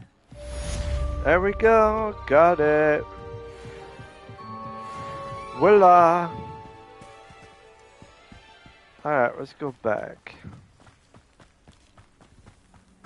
Sometimes being a bad person is nothing too bad, you know? You can always be a bad guy and all sorts of things, but...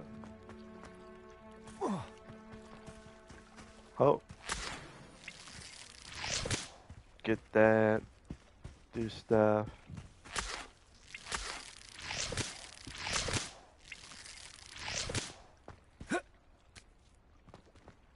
Let's see here.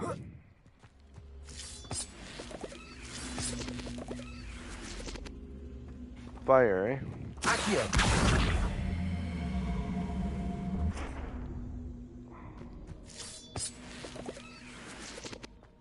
Okay. Incendio! There we go. We're gonna do this. We're gonna do that.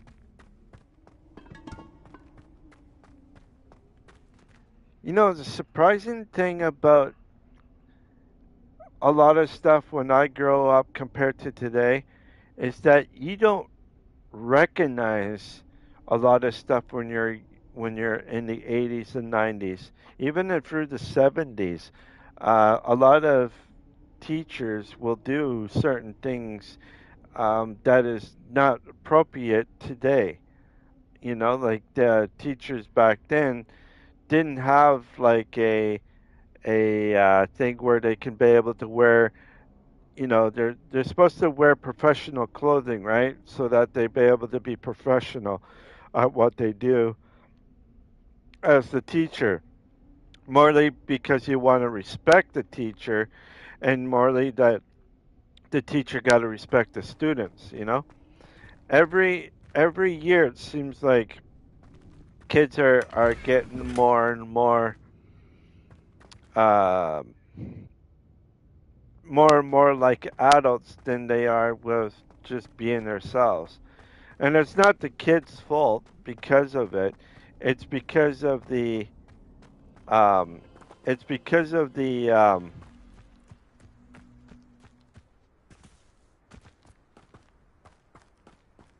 it's because of the way that how people just um, don't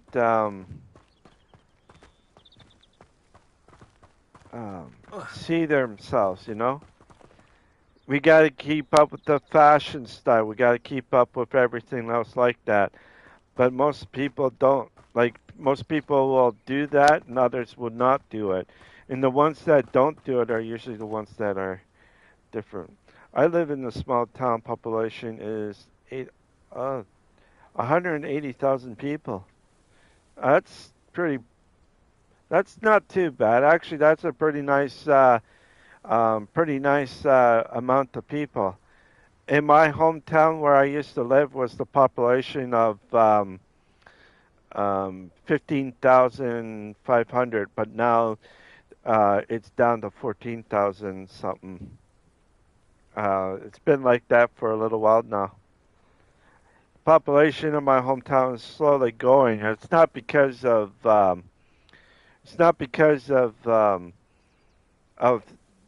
like there's less jobs and all that stuff. It's because it's high on alcohol and drugs, and that's the biggest case for a lot of small towns or small cities. You know.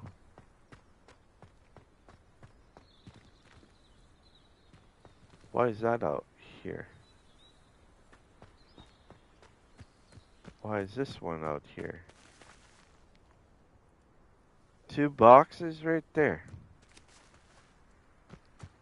Huh. No, there's three boxes, see? Three boxes of something.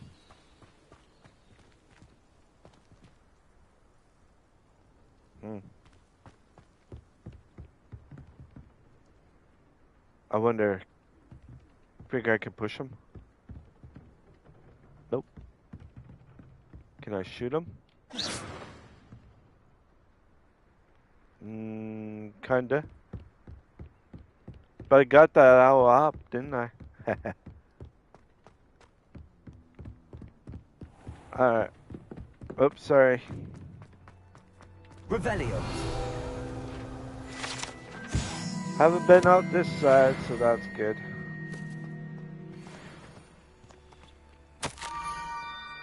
Okay, find I'm missing something. That's good. Okay. Scrope. Who is Scrope? Who is Scrope? Oh, you're kidding me. I can't get down there. Can't jump in there. Well, that's alright. Oh, I gotta go out this way? Alright. Gotta go all the way.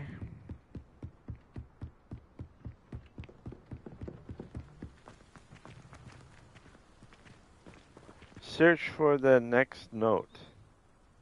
Revelio. Which is up there. Oh. Accio. No. Oh, okay.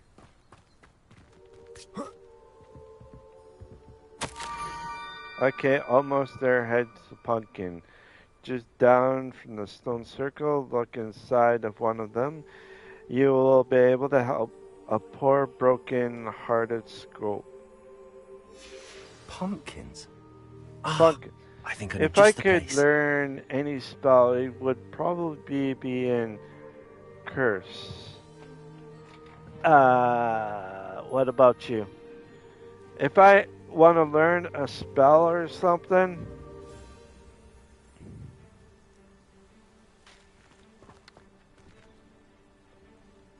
that'd be kind of this one right. No, not this one. I know which one I would have. No, not that one. A second here. Would be this one right here. This one right here I would definitely use. Reason is you can get by from anybody. You can sneak away from a lot of things, especially if you're driving. If a police officer comes and looks and there's nobody in the car that they can see you or anything like that, and then you drive away, and that police officer will have a hard time explaining how a vehicle itself is driving by itself with no explanation. Now that would be a good trick to do on any police officer, or even like, going popping in one area and then popping in another area without them noticing you. That's what I like. So definitely this one right here and this one right here, Reparo. So if you found like an old ancient place or something, this one right here would be kind of cool because you can get it rebuilt up and seeing what it looks like. That would be good. Curse, yeah, I could tell people what to do, man. Yep. Yep. Yeah, that is actually what. Yeah, that's not bad. So the two that I wouldn't mind is having this one and this one because it would be actually something that would be actually really cool to actually have. Um, because you could get away from a lot of things, if you had this. And there's if the bridge is broken and you can't run away, you use repair and you can escape. So this one and this one would be the only two that I would actually have. Everything else,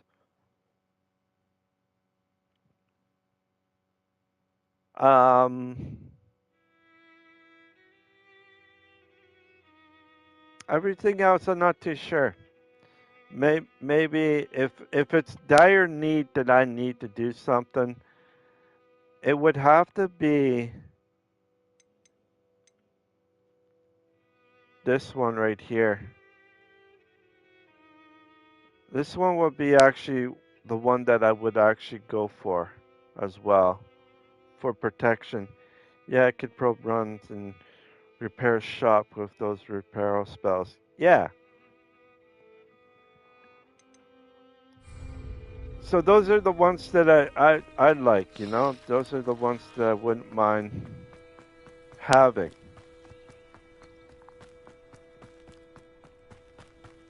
Get away from things.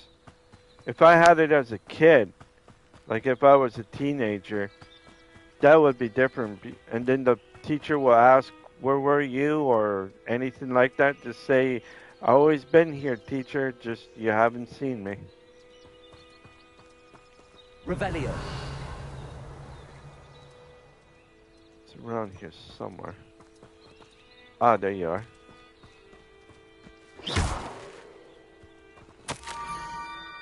The young must be curious by now.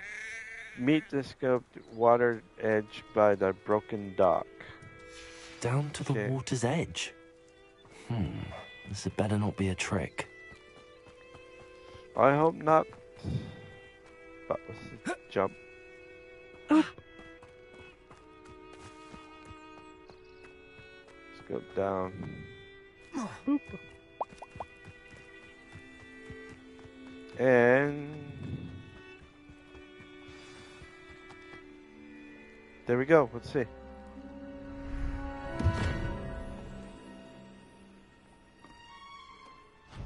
Thank you for coming all this way. The name's Scrope. Scrope serves the headmaster. Been in the Black family for years. Apologies for the abundance of notes. Scrope wanted to be sure you weren't followed. What's this all about? Your notes mentioned the book I found in the restricted section. Scrope can tell you more in exchange for your help, but no one, especially the headmaster, can know. Of course, what can I do for you? I'd rather not risk the trouble with Black. Happy to determine the authority. Any of it benefits me.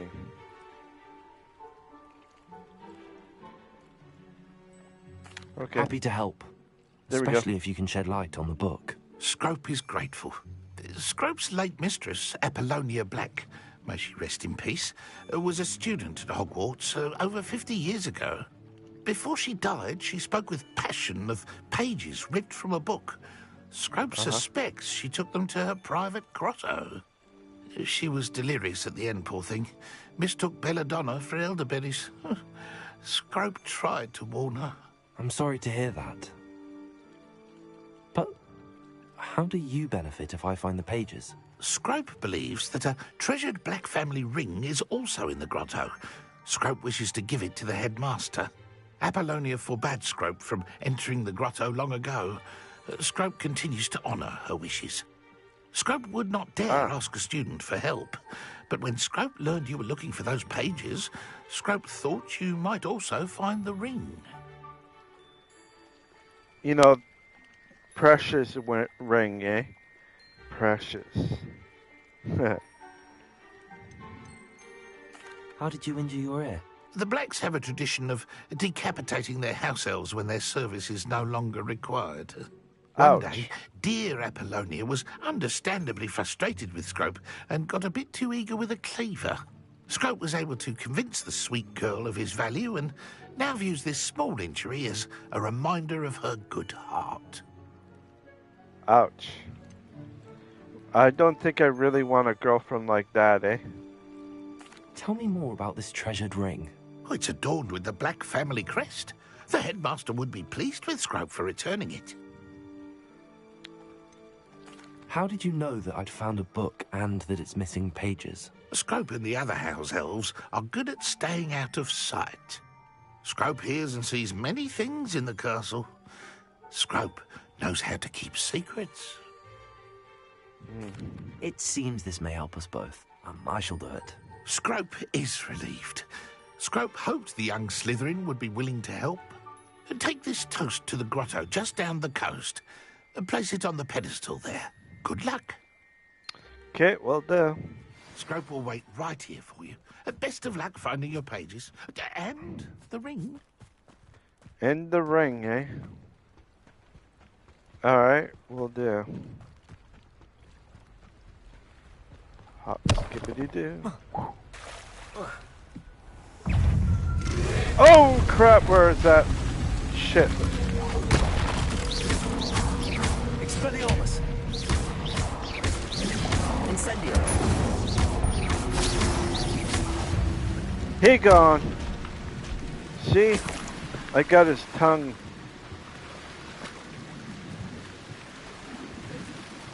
Whew. Uh-oh.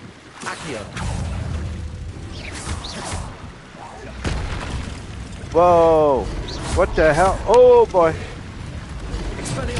Oh, shit. Incendio. Oh, shit. Oh, wow. I need to get over here. Quick. Expelliarmus. Come on.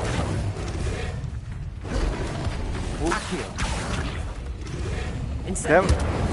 There we go. Got both of them. Got him too.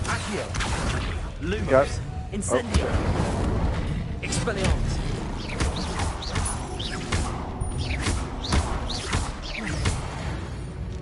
Whew. Alright, got what I needed. disgusting. But you see those tentacles out there? That was pretty cool.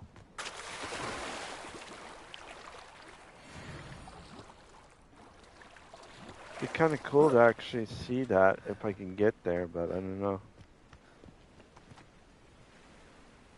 Anyway, let's just go over here and check what we got.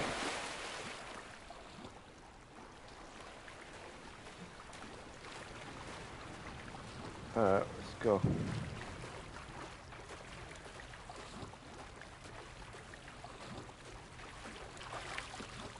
Why would I need a piece of toast? I suppose that's where it goes. Yep. Oh, this is the first time I ever been to this one. My first time that I tried this was a little bit different.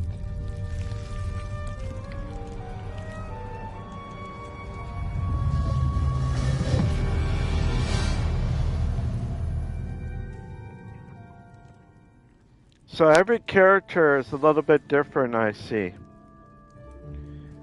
Which is kind of cool. Ooh, what we got here? Could it be? A visitor? Yep. Oh! Ah! Ooh! Ah! The name's Richard Jackdaw. I was a student, just like you, about a century ago. How in the world did you find this place? A house elf named Scrope sent me. Said I might find a black family ring here. Ah. Sorry to say, I sold the ring a long time ago. Poor Scrope. Still holds a candle for Apollonia, I reckon. Can't say I blame him. I stole all these treasures just to impress her. Alas, 'twas to no avail. I thought a secret map I pilfered from Peeves would pique her interest. But she simply rolled her eyes. What would I want with yellowed old pages torn from a book? Not my finest moment. I'd like to have those pages if you don't mind. They're not here. I thought if Apollonia wasn't interested in the map on the pages, perhaps it would lead to something that would intrigue her. So, I followed the map to what I can only describe as an enchanted cave of some kind. And you see what happened next? Here's an idea. Why don't you meet me at the edge of the Forbidden Forest, and I'll show you where to find the pages? Okay. How is it possible to steal from Peeves? A poltergeist? I didn't steal the pages from his ghostly form. I merely found them in his wake of destruction. He has a penchant for wrecking things. Books, bottles, suits of armor, whatever's sure to cause the most chaos. He dropped them after a particularly aggressive romp through the library. Huh. Why did I need the toast to get in here? Oh, that was Apollonia's idea. Seems some squids love toast. They should have taught you that at Hogwarts.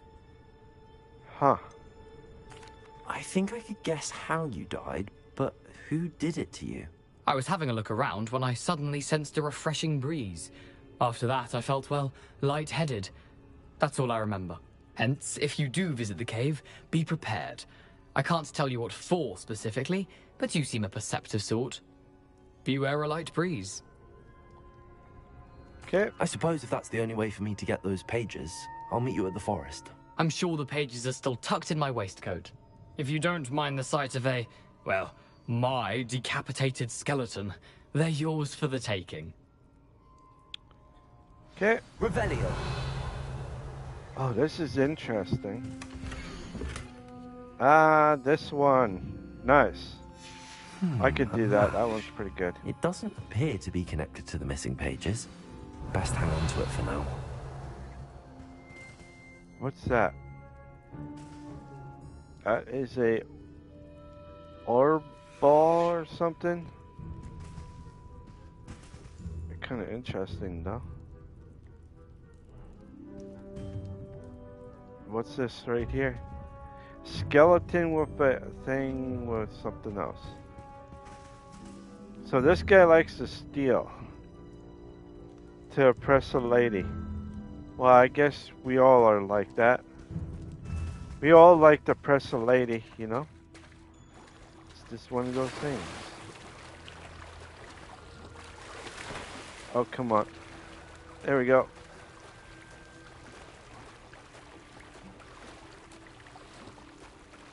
Alright. So we might have to find that black ring, you know? Which is fine. We can find that black ring somewhere.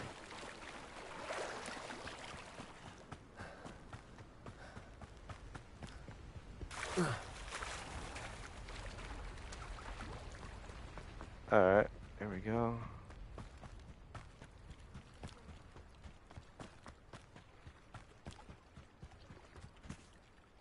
Hello, Scrope.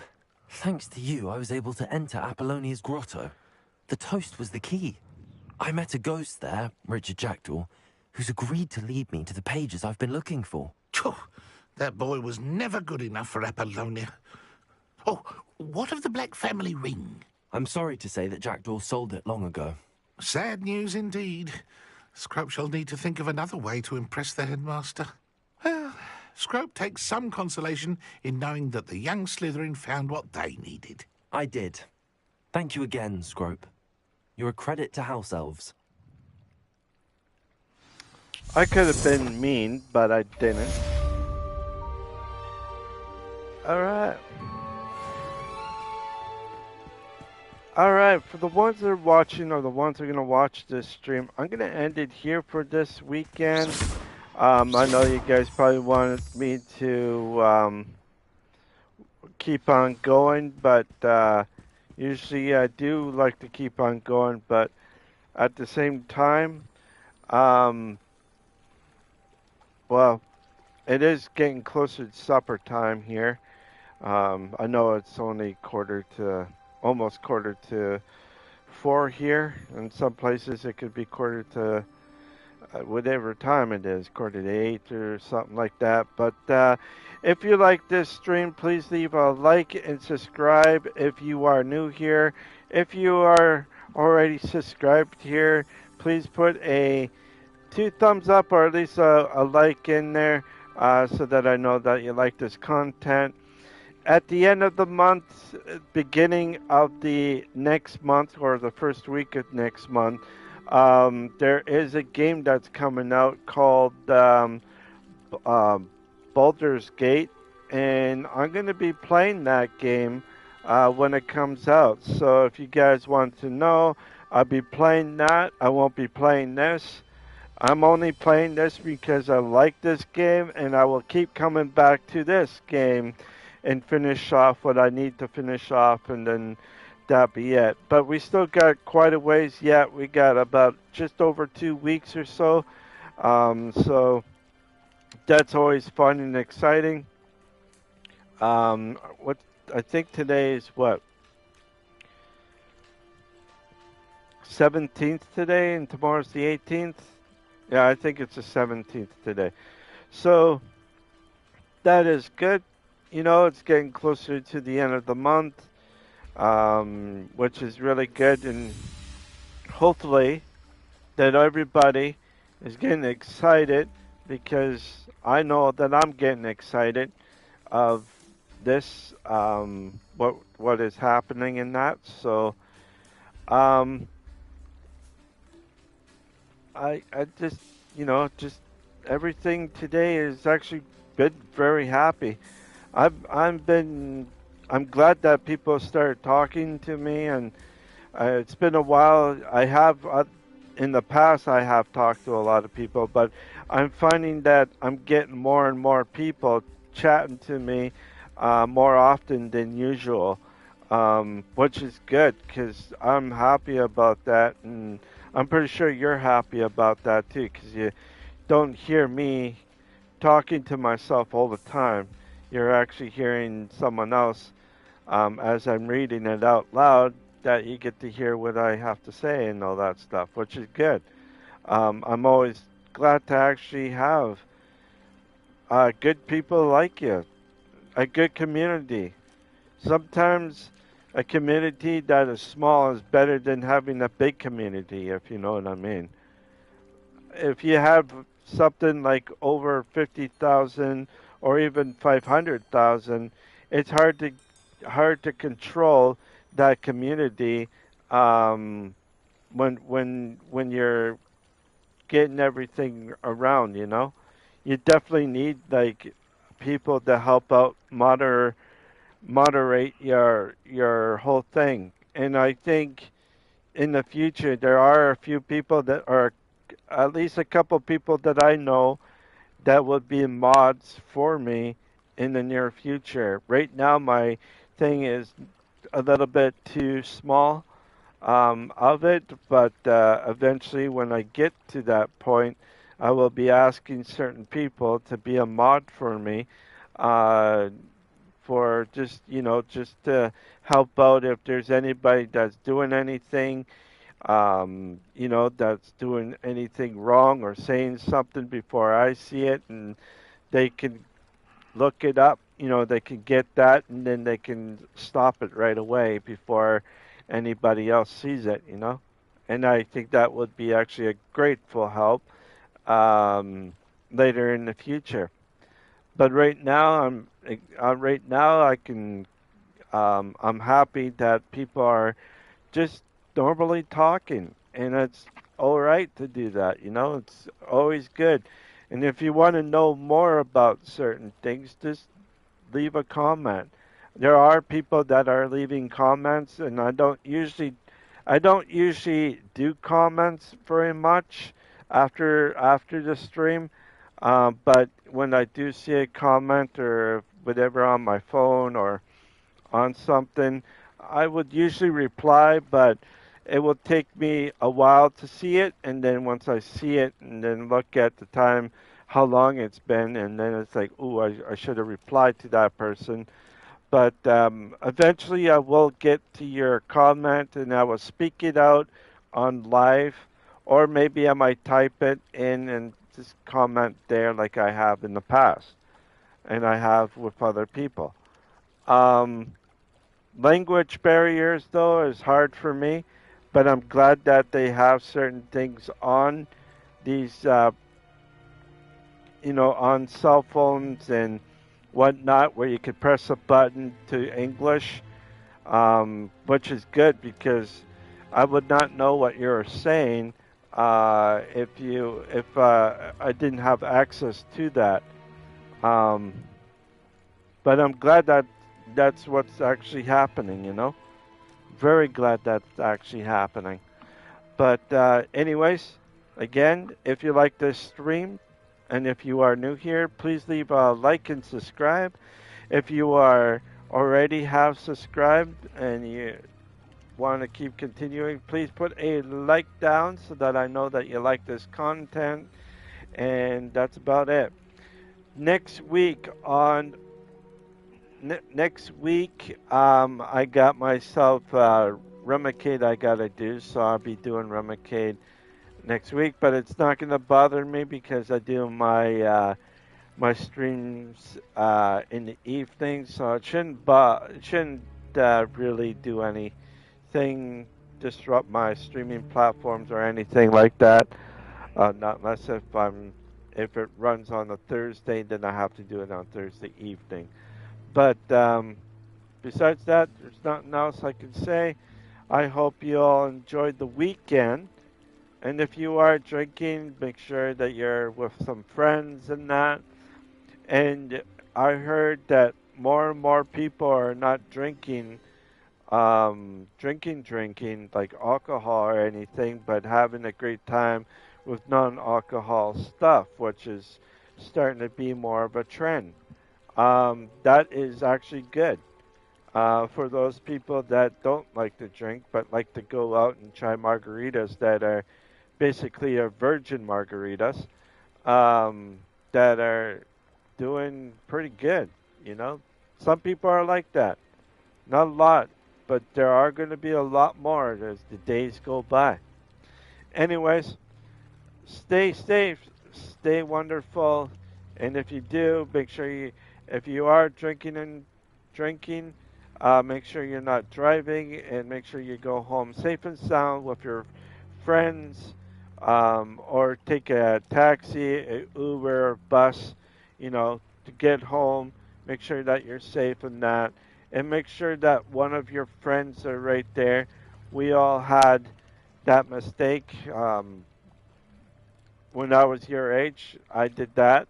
I went home in a taxi and I got back, but didn't have a key to my door because my jacket was inside a friend's vehicle, and that was it. So I couldn't do anything. So, anyways, wherever you are, wherever you live, you'll have a great weekend. See you on Monday. I will be on again Monday evening around 6 or 6:30 p.m. Eastern Time. That is New York time on Monday.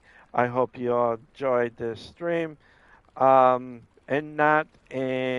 don't forget to hit the notification bell button so you know when I'm on. And all right, yo, wherever you are, wherever you live, have a great morning, great afternoon, or great evening, depending where you live. And I will see you on Monday around 6 or 6:30 p.m. Eastern Time. That is New York time, if you wanted to know. And that's about it. All right, yo. I catch you all later. You'll have a safe weekend. All right, yo. Bye for now.